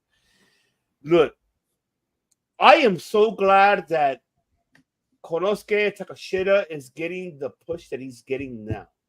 Temple mentioned it prior to me, commented me, messaged me about it, that this man deserves a title. He does. I think he's the next man in line to take that TNT title and make it something, or even the international championship, whatever it could be. Konosuke has really developed himself since Kenny Omega brought him in. Yeah, it still allowed him to go to, of course, DDT, and still come back and doing what he has to do. Konosuke really, I don't want to compare him fully to it, but I would say the consistency and more of what he's capable of doing really reminds me to the younger days of Kenta. Back in the days of Noah, that reminds me of Kenta. Not the Kenta now, but Kenta back in the Noah days. And Phil knows what I'm talking about. So I do too. I know. I know. That's why I'm sitting there like, okay, I see it. No, I know. I'm not saying that you don't. I didn't say that. Yeah, see, but I'm looking at Phil because I want Phil to recognize that as well. But it also reminds me of he's getting $3.99. You got to give him. I know he is. And also Nakamura's days, his younger days too. Which, by the way, they ran into each other at the airport, take a picture. But that selfie, boom, But Takeshita really has proven himself in this United States, here in America, entertainment-wise. I'm not talking about his in-ring because his in-ring has really elevated to the max. Loved it. Fucking enjoyed, man. Shout out to him and Swerve. That shit reminds me of a fucking PCW Ultra match or independent circuit match. Man, that shit was fucking badass. That's like, I think that for me was match of the week between them two. Great sell, great everything, great storytelling. Shaking hands at the beginning. No, I ain't gonna let go of your hands. Like, oh shit. Fucking awesome, man. Yeah. And shout out to United Kingdom. They did a great job as well in their tag match. Even though they lost, which I figured, but it was gonna happen. Toni Storm always kills it with her promos. That segments always. Tits up. I'm not doing that. I'm not saying that. I don't even know what that means. I don't even know what that means. I don't know. Whatever. That was hilarious. That was hilarious. It was hilarious. But man, I loved it. All right, let me get in on this, and then we'll let Pepsi Phil close the show. Okay. Go for it. For starters, Ospreay and Shibata to open the night almost had me like passed out on the couch. I had marked out so hard. I was so concerned for Shibata. So I feel where you're coming from. Pepsi Phil is a heartless bastard. That's all I can say about that. It was an amazing match. It was back and forth, and the respect after the bows, all that. It was beautiful. Again, it kind of goes back to what I was saying last week was, like we've seen these type of matches. We've seen this stuff because we watch New Japan and that type of thing. It hasn't been on national television in America on that level. And so putting it out there for other fans who hadn't caught action like that to see it is only going to make them want more. Mm-hmm. And even after seeing that type of shit, I would want to see it again and again and again. So kudos for that one. I think the Bucks and Private Party were probably the sloppiest goddamn match of the night. It was very interesting. The storytelling, that was all good. The finish was a little painful looking. But even that wasn't so bad. It was just a little sloppy. The four-way match, I loved that, they had some of the younger up-and-coming talent in the women's division involved with Statlander, with Mercedes on commentary, the whole nine. It was a beautiful match. There really wasn't a loser in it.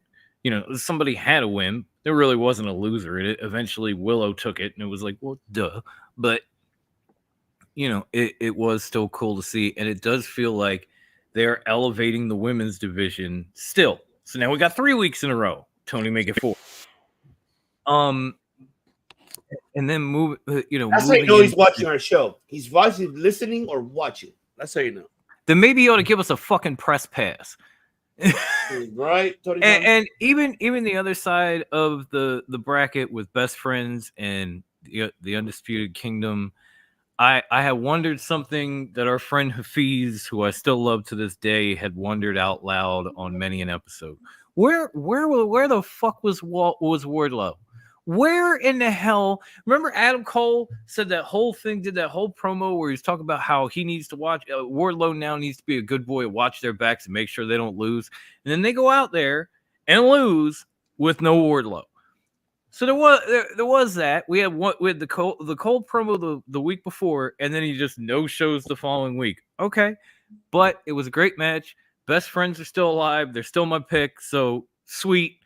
We'll hug it out once you take gold. In the main event, y'all. This was this was Okada Omega level, beautiful, brilliant, from top to bottom. Fucking awesome. I do like your comparison to Kenta. When I look at Takeshita right now, I literally said to my wife, I feel like he's on this Rainmaker rise. Where Okada was always talented and always athletic and always whatever. And then there was that point where he just got it. And once he got it, he just shot up to the top of the fucking New Japan rankings. And I want that match. I want that match. Okada and Takeshita, yes, give me that. Yes, that would be awesome too. But I feel like Takeshita is on that trajectory. And Swerve is definitely on that trajectory. And I loved I love all the promos he's cutting where he's talking about Joe and he's talking about doing something again bigger than himself, history, all that shit. Mm-hmm. And it's just cool to see AEW doing this, because if you go back and you listen to all the shit that I've talked for the following year, for 6 months, I was saying Takeshita and Swerve are like the two hottest commodities in AEW. Like they are on the rise, and nothing is going to stop them. The only thing that would stop them is each other. And even with Takeshita losing that match, I don't really feel like he loses a lot of momentum. I could see him eventually answering one of these Cope Opens that they do and taking the TNT title. I could see him fighting Okada and taking that title from him down the line. And even if the Elite want to get involved, guess what? He's got a fucking family too. I could see him doing a lot of things, and I can definitely see Swerve making history because the brutal beating, even that point where Swerve is holding his shoulder because he got dropped on his head, and he's trying to pull moves, and he's holding his shoulder. and he just toughed it out the entire time and found a way to come back and get that win. That is beautiful fucking storytelling. That is mid-ring Swerve saying, you have to fucking kill me to stop me from getting to where I need to be. It was beautiful. Overall, this show was dope. It was probably like at least a 9 out of 10.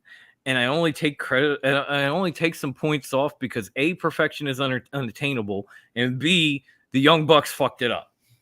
There's the two reasons. Outside of that, I loved every second of it. It was an adrenaline-filled 2 fucking hours of brilliance. And I don't say I've said a lot of shit about AEW. I bash AEW a lot. And Tony Khan has been full of bullshit many times on this show. This time you did all right, Tony. I'm going to give you credit where it's due. This shit, I don't know if you're just letting Mansoor and the guys in the back kind of like mold things, but you're not bullshitting this time when you say there's a new era. I can see it. You can see it in the production. You can see it in the way they do these matches, in the bookings, in the segments. It's on another level. And I'm extremely excited to see what happens next week. Okay. I love it. I fucking love it. Okay. My turn. Yeah, go ahead. So yeah, it's all you, man. Wrap it up. For this event, yeah, I'm agree with you. It's 9 out of 10. It was probably one of the most stacked, and I don't mean stacked in people, but stacked in quality matches. I will say, like I do agree with you. That tag match, despite it being a little bit sloppy, that was the only weak point for me. With the women's match, which I was really excited about, I think you hit the nail on the head. I don't think people are taking time to appreciate how far Anna Jay has come along from obscurity to being where she is right now. Do not get me wrong. Like, obviously, Julia Hart always going to be on top of the game. Blue Sky always tops. The same goes for Willow. Yeah. But Willow's been on a meteoric rise too, but it's just like, hey, don't sleep on Sky Blue and don't sleep on Anna Jay because they are improving just as fast, if not faster, than Julia Hart. Exactly. Anna Jay has been coming out really hard, really strong, but she was quieter than the other three were. She was a lot quieter, and I've been really excited about her as well.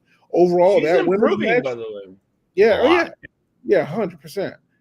But that women's match, 100% was probably that match. Granted, like Mercedes Moné, it was a Mercedes Moné vehicle as well, but that match felt important.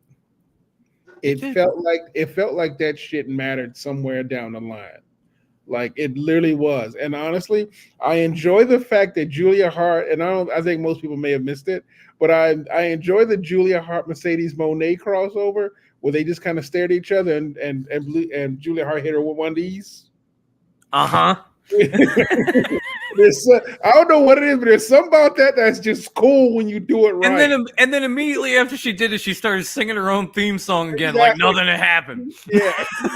It was fucking great. So that right there not only tells me Julia Hart's wrestling improved, but her persona in wrestling really has come a long way. Like, her storytelling, because she's already building up something, her and Mercedes.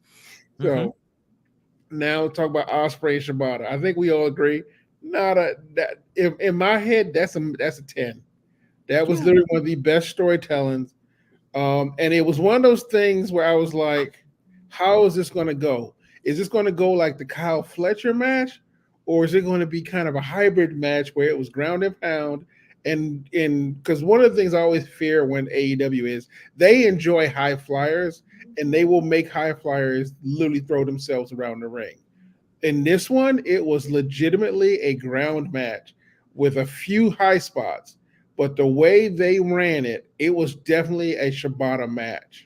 Yeah. And so it wasn't just Will Ospreay just jumping around the ring doing super moves. No, and that's what makes it even crazier, because that was Will Ospreay beating Shibata at basically his own game. Exactly. Like, that was the thing I was looking for. That was the thing I was most happy. And honestly, it was not an easy win for Ospreay. No. It was like he said it himself. Like, you whooped my ass the first time, and like he said, I'm going to show you I'm the better man. and that's what he did. Like he fought his time, and that for me, the story for that one was amazing. Yeah, that was great. Now, story aside, Swerve into Takeshita. I can't emphasize how much I was looking forward to this match. One, because I knew it was going to be great. Second, I wanted to see how Takeshita was going to look after that 5-star match at the pay-per-view. Not that I didn't think he was going to do well, but I wanted to see what his next step was going to be. Because it's one thing to fight someone like Ospreay and Swerve, but it's one thing to like literally put your stamp on a match. Like it's not just enough to show up, do the moves. It's the fact that Takeshita during that match put his personality on that match as well. Like Swerve's story was, no matter, like you said, no matter what you do on your best day, I need to win a championship, need to make history. Bring all the ass whoopings you want. I am not going to step down. Takeshita was like, yo, this is what I do. This is what I do. Oh, no matter what I do, let me show you what I do. Exactly. And that's what I was looking for from him. Like, not that he couldn't do it. I just wanted to see how he would do it. And honestly, at that point, I literally wanted to see him and Okada. Like that was the moment when I went, and I said out loud, he's ready for Okada. Is he going to win? I don't think they're going to book it that way. But he is ready for Okada. Oh, fuck yeah, he's ready. I think he's. If it happened like now-ish, he probably wouldn't win. But if it happens like down the line, definitely. Yes, definitely. He's probably gonna win that shit. I just feel that Konosuke already kind of understands the storytelling when it comes to American style. Definitely. I feel like he kind of get it now, and now it's like, oh, okay. And as much as I hate him. As much as I hate him, I think we have to give credit to Don Callis for kind of mentoring him as far as to learn the American style of storytelling and that sort of thing. Oh God. I would honestly give that probably more to Kenny. Truth be told, Takeshita was learning. Where do you think Kenny learned it from? I don't want to include you want to that guy. Leave me alone. I don't want to talk about that man. Believe me, I know I hate him. He's a toilet bug, but at the same time, he's also a wealth of professional wrestling information. You're right. He is, and honestly, the only thing about the Don Callis family that is the permanence that actually has been coming through is Don Callis with Takeshita. So I can't really complain about that. I mean, I want to, but I can't. No, but how you mentioned also Kenny Omega too. He was an influence too. He was. But I think Dom's right. Granted, Kenny got him this far. But I think working with Don, working as a heel, because I don't think people take the credit that a lot of storytelling in wrestling is told best from the heel perspective. Like if your heel can't tell a good story, winning and losing, being a cowardly and doing whatever, it's not a good story. But the way Takeshita right now has been using himself as the perfect heel.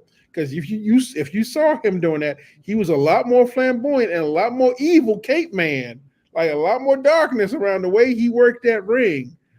That I was just like, holy shit. You know what, Temple? I almost said the same thing. Only I had said Ospreay and Aussie Open. You know what? The Elite. I don't know why it came to my head right now, but I just want to say before I forget. Takeshi kind of reminds me of and I'm going old school here. Bloodsport. Remember the movie? You know what I'm talking about. Yeah, Bolo Young. Yeah. The main baddie. Yes. That's what it reminds me of because he will do almost similar to the same thing. If you go to looking back at the movie and they're kind of similar character wise. Like the badass going around, except for if you put him in some loose shorts and a headband, it's the same dude. Dude. So I've been so basically Konosuke. Remember the thing about Konosuke that I love is the fact that when he came in, I enjoyed there was a part of me that was kind of giggling at the fact people are like, "Who is this dude?" I was like, "Oh, y'all don't even know. Y'all just don't know yet." So, and I was. I know. I had the same reaction when people were like, "Who's this dude?" I was like, "Oh, you don't know? You better fucking call somebody. This dude." And the first match he comes in, he's like, "Okay, he's good." I'm like, keep watching. keep watching. You ain't seen shit yet. Exactly. But I gotta tell you right now, to this day, the most fucked up thing he has done was literally them suplexes down the ramp on Darby Allin. Uh-huh. I don't know anybody who wants to say it, but oh my God. And it wasn't a one, it was like 14 of them. I know. It was brutal as fuck. But that's to me, there was a point like in a top rope chat, like in a live discussion thread where Pepsi Phil and I just turned into the New Age Outlaws when this man showed up for the first time. They're like, who the hell is this? I'm like, oh, you didn't know? Exactly. But here's the It's other a good thing. movie, Brian. It's a good movie. I already enjoyed it. It's a great bad movie. Is what it is. So I will say this, however, I am way more interested in Mercedes Moné even more now. Yeah. Like this mode she's in, I don't know what this is. Honestly, I know everyone's still like, It's beast mode is what it is. Yeah, like I said, I know y'all love Face Moné, but I am like, I've been dating too many red flags to not love. No, you were the one coming in like, oh, she needs to be this and be that. No, she doesn't. She needs to be this because it's the shit. Yeah, she's feeling tweenish to me. I don't know. She's feeling a little bit tweenish to me. She might be, and that's the beauty of it, dude. I said it when you brought it up. Yeah, but again, I like her when she's not good. How do you think Becky got to where she is? Being a tweener, and that's exactly what Mercedes is doing. And am I hyped for it?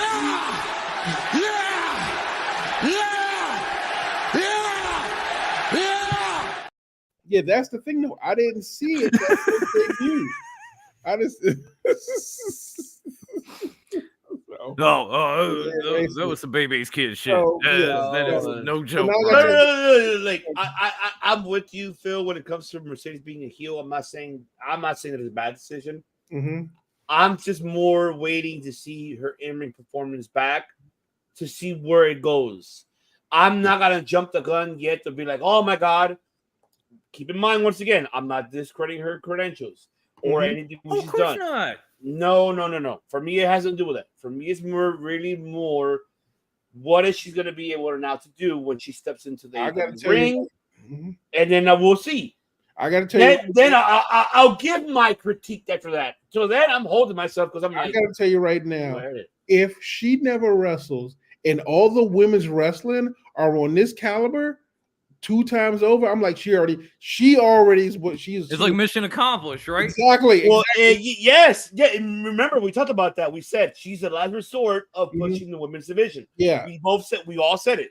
So I'm not disagreeing with you there. Yeah. I'm more talking about her in ring. I'm not talking about that.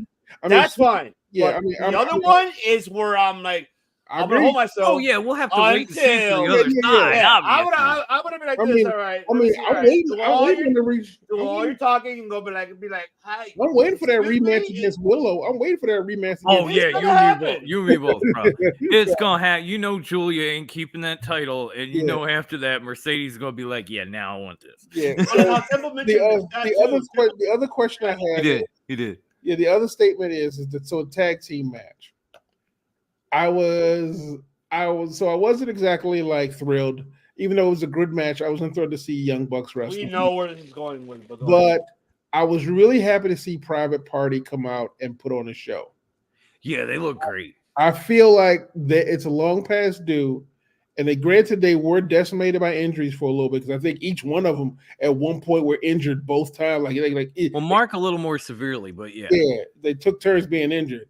So I was glad to see that. I'm glad the Young Bucks that EVP kick really was a little that was awful. That was awful. So if you remember about a month or so ago when they had Private Party versus Top Flight, I was like, that match had no business being on television. Like all of them were coming back from injuries. The shit was sloppy. It was slow. It was whatever. Watching them against the Bucks. That was the Private Party I fucking remember that beat the Bucks way back when. Exactly. So I was excited to see the tag match. The red arrow off the barricade was.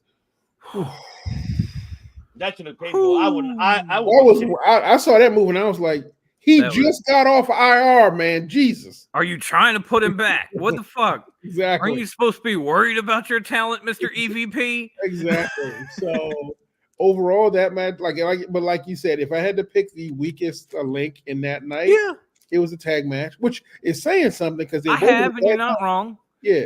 So, but this thing though, being the weakest link on that night, not exactly the worst thing to be, truth be told, because that was a great night all the way around. But I'm a little bit torn trying to figure out the match of the night myself because it's either Ospreay or Shibata or Swerve and Takeshita because both of them have their pros. Both. Exactly. This is co-match of the night. You know, sometimes a pay-per-view is too good. You got to have a co-main event. Yeah. We have a co-match of the night. Yeah. Because like honestly, I ain't going to choose. I'm not doing it. Because I couldn't, because I've been doing the numbers in my head. I'm like, each one of them have literally their own special category. Yeah, I'm were crunching the numbers right now. My numbers say, fuck you, I ain't choosing. There you go.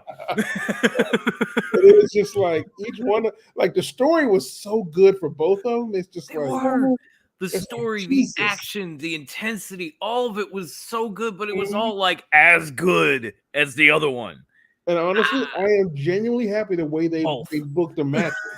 Because can you imagine if Swerve and Shibata was right before Swerve and Takeshita? I would literally have had a heart attack going, I can't handle this. I was gonna say, I'm getting too old for that shit. I can't take. I need a break. Exactly. I need a break. I need some water. I need a sandwich. I need some shit. Okay. I gotta smoke. You know, like. But I think going back. Wait a minute. I was trying to say something. I think he's muted. Yeah. Oh, sorry. There you go. No, Tony Khan already fucking booked next week. Ospreay versus fucking powerhouse Will Hobbs for next week anyway. That is a gift to Will Hobbs right now. I ain't gonna lie to you. That is a gift. Before that, I'm gonna knock on wood right now. Mm-hmm. I hope that motherfucker does not do anything stupid or fuckable Ospreay. Because you do, I will be pissed. This man so bad. You're right. No. I'm not saying you're wrong. What you're saying. It'd be fun. Hobbs. Who did Hobbs ever hurt? Yeah, that's what I'm saying. Hobbs is fine. I was more like for a minute.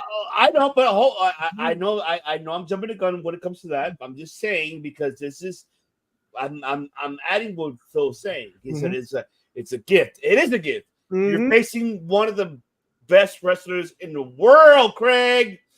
Not just world, Craig. I'll play it. Jeez. Oh, the world, Craig. Shit, not just the city, the world. That's right. Don't fuck it up. He just signed. Last thing you want to hear is, oh my God, he's an injury, shoulder separation. I mean, I'm not really worried about Hobbs. I'm not worried about Hobbs. Hobbs has never been known as unsafe. But I will say he's come a long way himself. Allow me to, in a one-act play. Let me tell you how Hobbs was. Hey, Hobbs, you about to fight Will Ospreay? No shit. I'm there. Your match is not till next week. I'm gonna be there just a couple of days early, just to be safe. I'm gonna rent a car. Hell yeah. Right fucking now. Hobbs, the match ain't until next week. I'm gonna just sleep under this bench until it's time. It's fine. I'll sleep in a parking lot in a rent a car. I don't give a fuck. Exactly. So and that match. And that is no disrespect to Will Hobbs. Will Hobbs is a good wrestler, but he's been looking for a way out from under whatever cloud he's been with in regards to booking and creative. Don't get into that because we get derailed for hours of that shit, but I'm a whole yeah. So we can keep that for next week or something. Yeah, I don't know. We can do an entire special. Debate center, but we'll debate center now. So I think Hobbs had this. Like this is a way for Hobbs to really like put himself over, and I think give Will Ospreay a different kind of match he's had before in the past. Because I don't think he's ever fought someone Hobbs' size before. Well, that's not true. That's not true. Maybe Jeff Cobb. You know, but they're kind of the same size. Hobbs might be a little bigger. When he was younger and skinnier, he fought Keith Lee and a bunch of those dudes already. Oh, that's true. I forgot about the match with Keith Lee. He might even have one with him or something. I don't even know. Yeah, but at this point in his career, he hasn't fought anyone. I don't know if he fought Jeff Cobb at all, though. Temple, if you want to cue in on this one, let me know. I'm pretty sure he did. I think so too, but I don't know if he fought him in New Japan. I think he did. Okay, I could be all right. wrong. I'm really fucking I tired. mean, Could I'm be so wrong. am I can't remember. So yeah, it'll be good to see how Will Ospreay. Hobbs will take care of it. It'll be fine. Yeah, how it'll be fun to see how Ospreay handles this match with his skill set, and it'll be good to see Hobbs kind of like really get someone who like honestly is like a main eventer for him to work with. I mean, it could literally, if you look at the way the match played out, it could literally be like Takeshita versus Swerve all over again. Mm-hmm. Where it's just one dude trying to grind and pound you down, and the other one doing anything he's got to do to survive. Yeah, and I mean, And I do notice that Will Ospreay has changed his style of New Japan a little bit. So, Well, because what did we say 2 weeks ago? And I told you, like, hey, all right, this is the like style. Chill, homeboy. well, no, he's talked about that in his at this point in his career. He can't do the same shit he did when he was in his 20s. No, So I know that, but I don't think he even said he doesn't need to, and that's the mentality that I'm happy about. Me I think he too. just kind of went over the top for Kyle Fletcher because that's his boy, you know. So he wanted. And to put by on the a way, great belt and make Kyle had a look good. Kyle had a great match on Ring of Honor tonight. I saw the highlight before we went live. Okay. Oh, great match for him. When does Kyle? Honestly, though, when does Kyle Fletcher not have a good match? That's the thing. Pretty much Boys never is the answer. To that. That's the question exactly. So I mean, but again, I am glad Kyle Fletcher's getting some exposure. I don't think has he been declared all elite yet, or is he still like bouncing back and forth? No, he's all elite. He's okay. Yeah, him and Mark Davis. They're all Canada Dry Pepsi fills point. What first? How many video games and movies were elevated to GOAT status because of the villain? Okay, all right, Chef, that's a fair point. But like, I didn't know you had to come at him like that, bro. Like that's a little rough. I love you to death and it's funny, but that's a little rough. So, but yeah, but like I said, this Dynamite. I'm busting balls. No, definitely. So I guess right now, the Joe Swerve angle, I'm actually starting to really get a little bit more vested in right now. Because I mean, we already were. Because I think up until this point, probably to the Hangman Swerve triple threat match, people were calling Joe a transitional champion. I think we can officially say he was not a transitional champion. Can we say that now? I'm going to say what I've been saying all along. I don't give a fuck what kind of champion he is. He's champion, and I never expected to see that shit again. So go fuck yourself. Well, no, what I'm saying is, can we at least acknowledge? Oh, wait, play it. Oh no, I said it. Get the Edge clip though. It needs. Go fuck yourself. Thank you. Here's my question though. Can we all agree that he's not a transitional champion now? Like he's been carrying that division, that entire place since he got the belt. I totally agree. Not you. I totally agree. I was just throwing my 2 cents on top. Like, no, he's not. But if he was, I don't give a flying fuck. Yeah.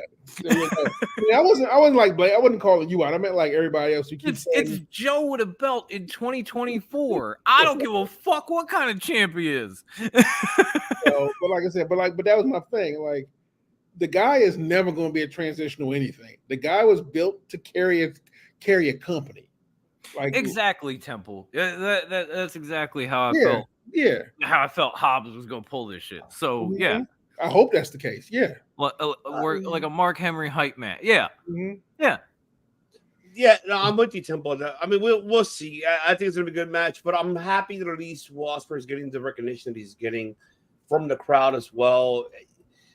Before we close it out here, I want to say one thing, and I want to get it off my chest because Temple brought it up, and on Instagram, and I feel like, okay, I bash it too when it comes to people taking pictures. Okay, the attendance and everything. I hear Eric Bischoff's comments about the attendance marketing. I know we've been digressing about that, about Tony Khan, about the issue that, of course, Tony Khan has is not promoting his fucking shows correctly. We know that already. But don't take pictures of that shit. Nobody gives a fuck. We want to enjoy wrestling. How Dom says it, man. Enjoy wrestling. If it's not your cup of tea, pass down. Like, it's not about fucking who's attending. Oh my god. There are Yes, two things. Money and all this bullshit. There are two things I couldn't give two shits about when it comes to these shows: the ratings and the attendance. All I give a shit about is I watched it and did I like it. That's it. That's all you're gonna get from me. I don't give a fuck how many people were in the crowd. I don't care what ratings it pulled. I don't give a shit how many other people. I watched it.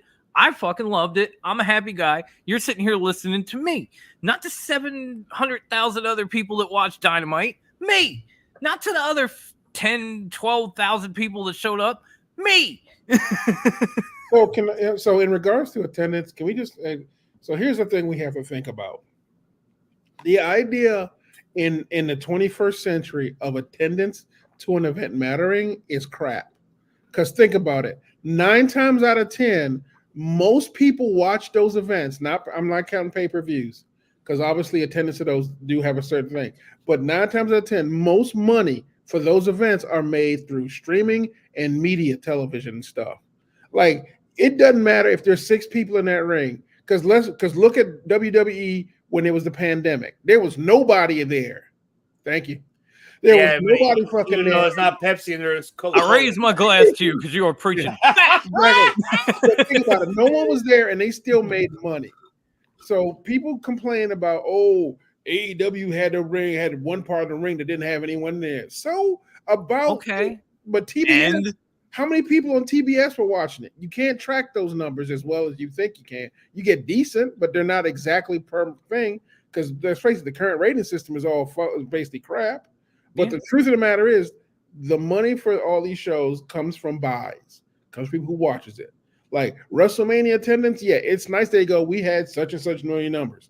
You think they care about that over buys and people who actually bought it who are watching it on the Peacock network around the world, or people who are watching it on Netflix? You think they're going to Netflix because they want to get more stadiums, or they want to get more streamers watching their stuff? They're not going to Netflix for going, we can fill this stadium. They're going to Netflix because we can get like 1 billion people to watch our product. Of the world, Craig. Shit, not just the city, the world. Exactly.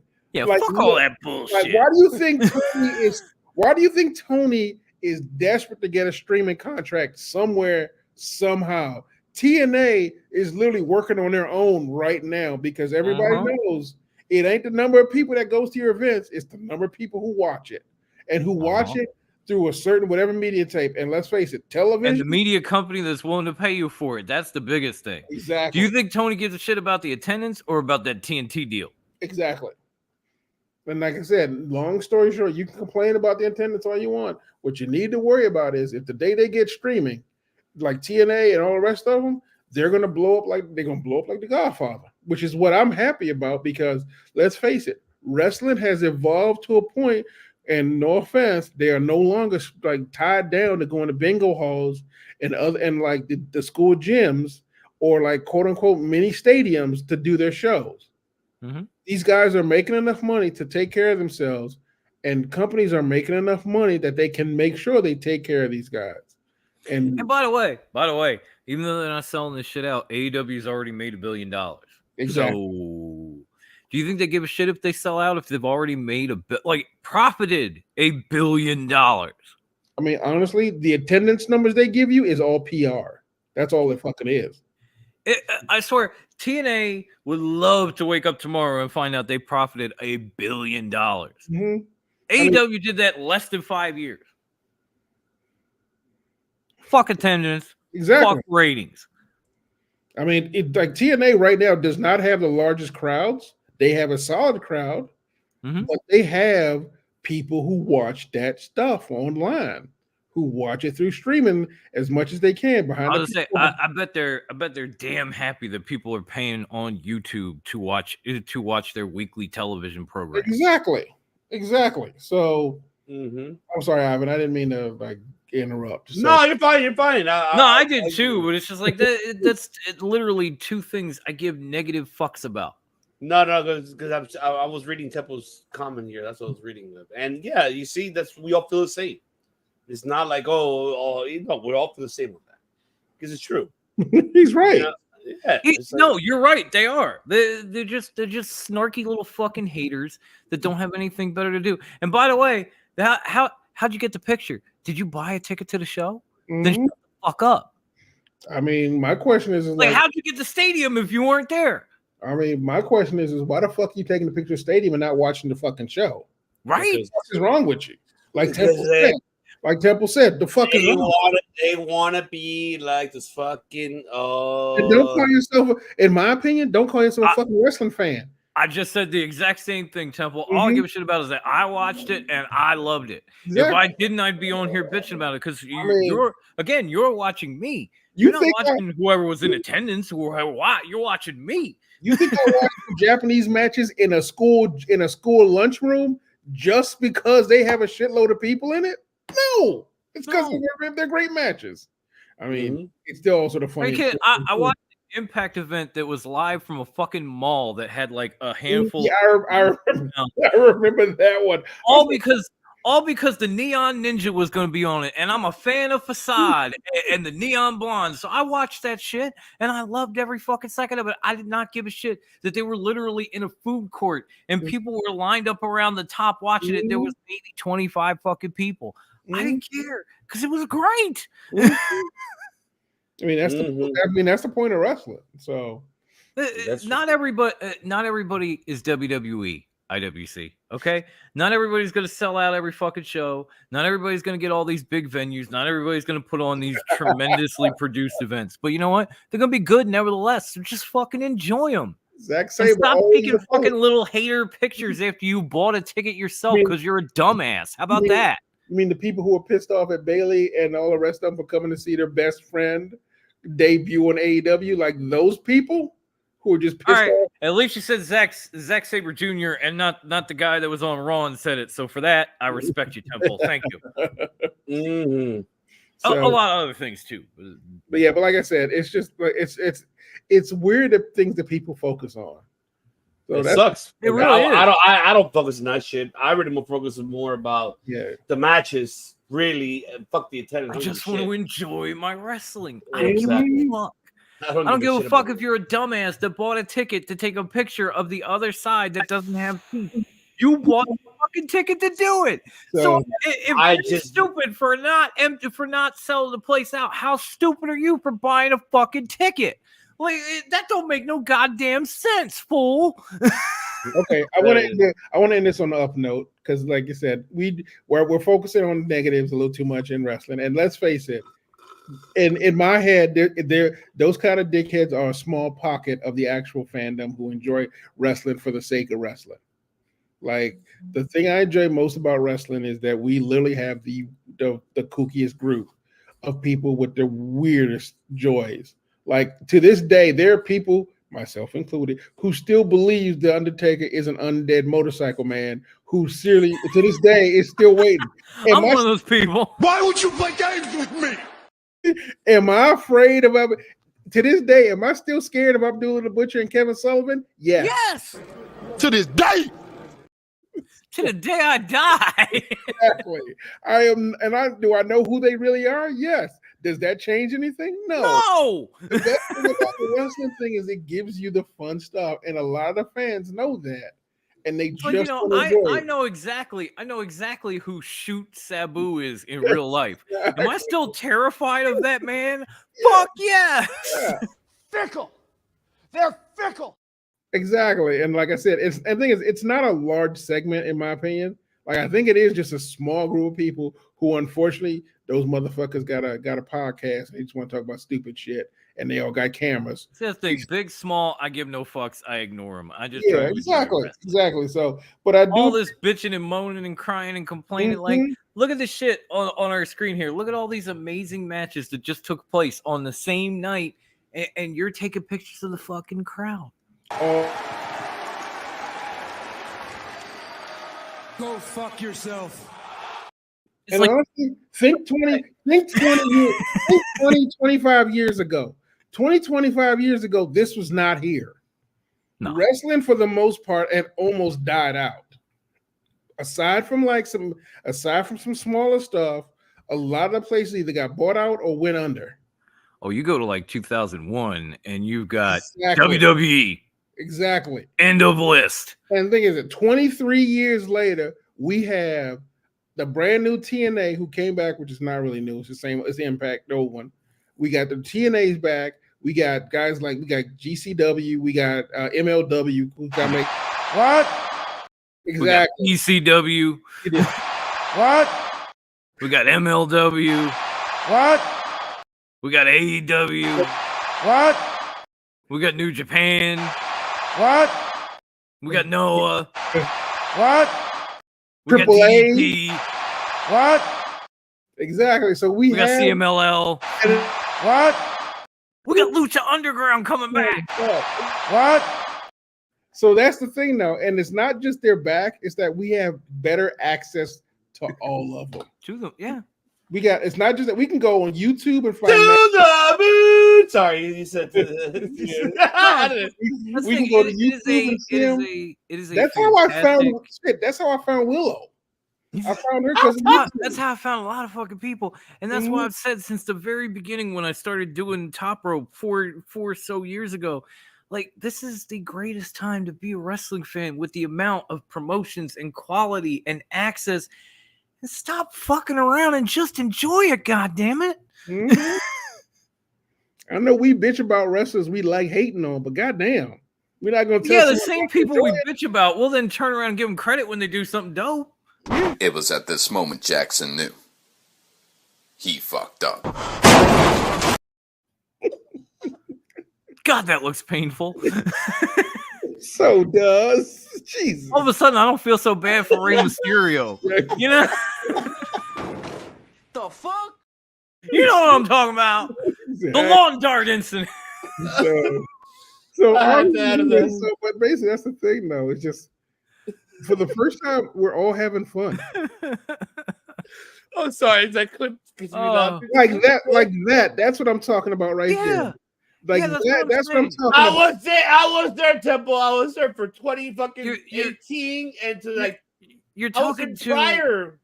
You're now watching a guy who used to walk blocks to a bingo hall and stand with a couple hundred people to watch guys that I had kind of known kill each other and fucking loved every second of it and came back weekly.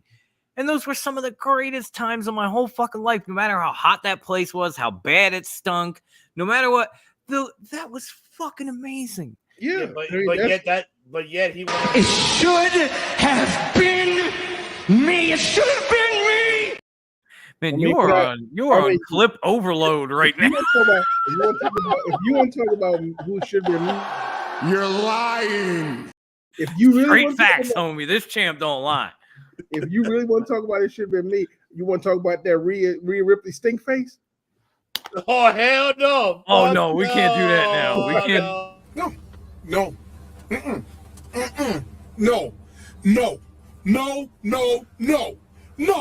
Hell no. I was gonna say, I wish I had my clips now so I could hit hell to the no, to the no. To the fans watching, just go on YouTube and look up Rhea Ripley stink face. You'll thank me later. Yeah, and you're welcome. There's the discussion. All right. Let's do this. Let's bring it home, brother.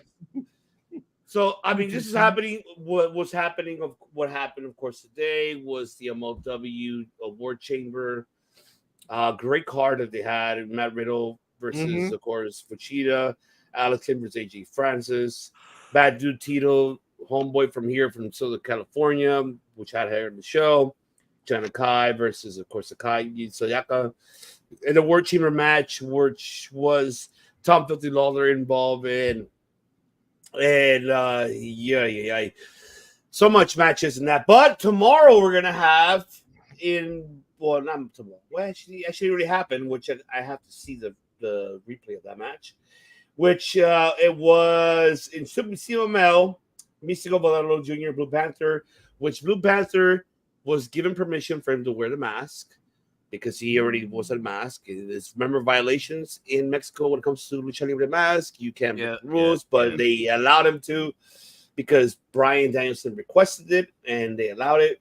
And Ultimo Dragon versus Moxley, Claudio, Bryan, and Matt Sydal. So we gotta go back and look at that because I'm interested in seeing Blue Panther and Bryan going into the ring. Man, I checked out as soon as you said Matt Sydal. I was like, oh, I'm done.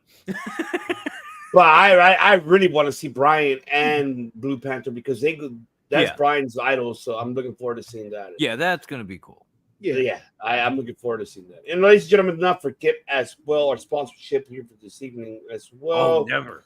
Yes, make sure for all of people that are listening or watching in Southern California, we'll put up more videos, of course, next week. You'll see in our social media platforms everywhere. We will be co-hosting WrestleMania Watch Along at Pacific Plate Brewery in Monrovia, California. Come on down. There will be prizes that be given. I can't tell you. There'll be tickets given away for pro wrestling events. I can spoil one of them will be PCW Ultra, but again, the other ones are surprises that I can't tell you. You have to be there. We got to show up, and there will not be no cover charge. None of that. Come on down, enjoy this refreshment drink from Pacific Plate Brewery, and a lot more coming. More food vendors will be there as well. Come on down, join us there. We'll be there in one afternoon Pacific Standard Time. And start from the show from there, and you'll see me there. I'll be there. Yeah, be there. Co-hosting. It's gonna be a great time, great giveaways, great beer, and if you're nice enough to Ivan, maybe if you buy him a drink, I'm just saying, he might even patch you into our live feed as we do the WrestleMania watch along and let you get some questions in or whatever the fuck you want to do. So all the more reason to show up to the beautiful Pacific Plate Brewery in Monrovia, California. Oh, no, stop. Look, old style, it'll go be your Chicago guy. There you go. I remember. Yes, we got it. Yes. Ah! Lucky you. I won't be able to see you over there in California. Well, stop by. Let me know if you're able to. But there you have it, folks. I know we said we were going to try to end this short, but nah. You see how much we had to talk about? We had to cover all this because I can tell you guys. We do this on a weekly basis. We don't do it every day because we got lives, we got children, we got wives, we got all the above. We got shit, y'all. We got some shit. We got some shit. But we appreciate you guys for joining us today. And tomorrow I'll be here on Saturday with the League of Extraordinary podcast. I'll be joined by George McKay from Straight Talk Wrestling, JD from Bell to Bell, Nick Arias from Ring Fanatics, along with Joel. Mike De Niro will be joining us for that as well. And Kofi Weaston from Dirty Heels podcast will be joining as well. And Jonah from Rewind, Recap, Relive. We will be discussing the state of the union of professional wrestling, how it's been going so far from this beginning of the year of 2024. We'll be giving our thoughts of grading Papa H's now era since he took over, and they're gonna give their predictions for WrestleMania. I'm not gonna do it. I'm gonna allow them to do it because I'm saving ours for next week when we do our predictions for that because we're WrestleMania week. There's a lot of events coming up that we have to really give our predictions besides WrestleMania. We still got Ring of Honor, of course. Their pay-per-view coming up this Friday as well. There's a lot of shit we got to do. So we're doing it all for you, and also the watch along here on the Debate Network, where you're going to be joining the notorious one himself, DON, hosting the show for 2 nights just for you guys, for him to join him alongside with Outrage Zone, with Dango and Caleb. They'll be watching it together. My karaoke crew. Enjoying the WrestleMania weekend, which I will be the attendance at Pacific Plate Brewery, and Pep, and a lot more special guests too. So don't worry, you will see the chef, and he's one of them. And you will see the chef as well, Mr. Brian. Of course, Chef, you are welcome to the WrestleMania watch along. We're gonna have some other people on too. It's gonna be a good time. So that's right. Stay tuned and shout out to the league. I wish I could make it tomorrow, but I'm gonna let Dom hit hit the closeout. What you gotta hit? Why do I never go to this clip? Because you always let me do it. I'm thinking you're not going to let me do it. And then you always let me do it, but I'm never thinking you're going to let me do it. So I'm just sitting here like a fucking dumbass. You should probably do it. All right, here we go. Autobots, transform and roll out. Once you still give me. Maybe you should do I'm sorry, you left the open like that's just that Pepsi Bud just caught me like, hey, maybe you should probably do it. Autobots, roll out. See, he had to give me permission first, dude. Timing wasn't enough. No. Thank you so much for showing up to this show. I don't even know half the shit I said on it. I'm that tired, but I can't thank Temple and Brian and these guys enough. Like, shout out to Temple for giving us. Chat, you are the real MVP. I'm saying like Temple is the MVP of this, man. We appreciate Temple. Follow Temple, folks, if you guys don't, because he brings great gaming, great everything overall on his YouTube channel as well. And follow him on social media platforms as well, besides even us following on our social media platforms. But I'm going to allow these two, our other hosts, to give their social media platforms, especially the man, which I'm going to have to go first with him because he is $3.99 every day, all day, because this man gives you everything what you would like to have, ladies, because he will give you this at the end and he'll chant.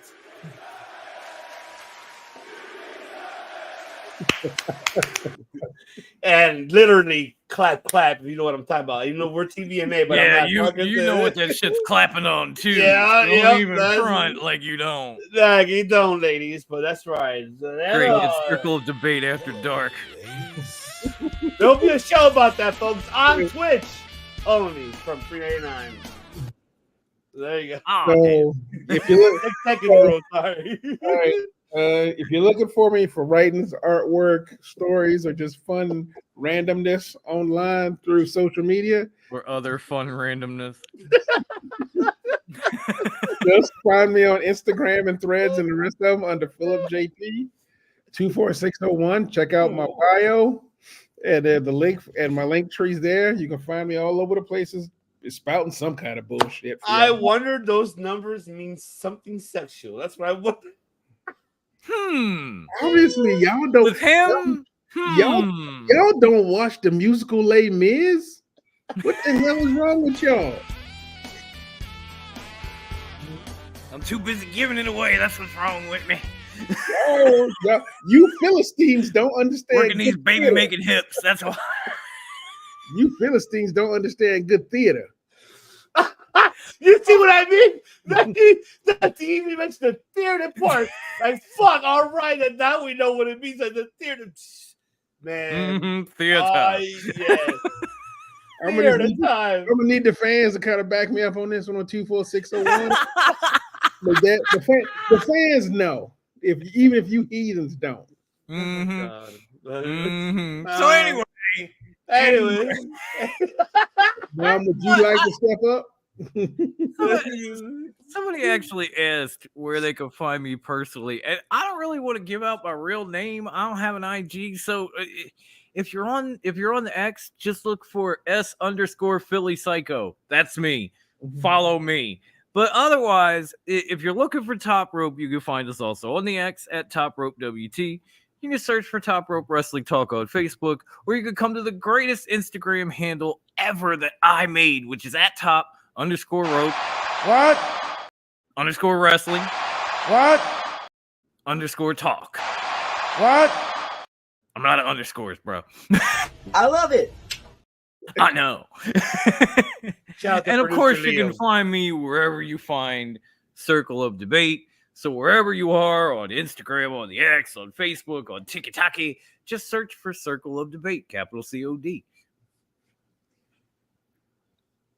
Let's see. My first. Whoa. Okay. You better send us pictures. You better do. Hell yeah. But until then, folks, I will be here tomorrow for the League of Extraordinary podcast. Stay tuned for that.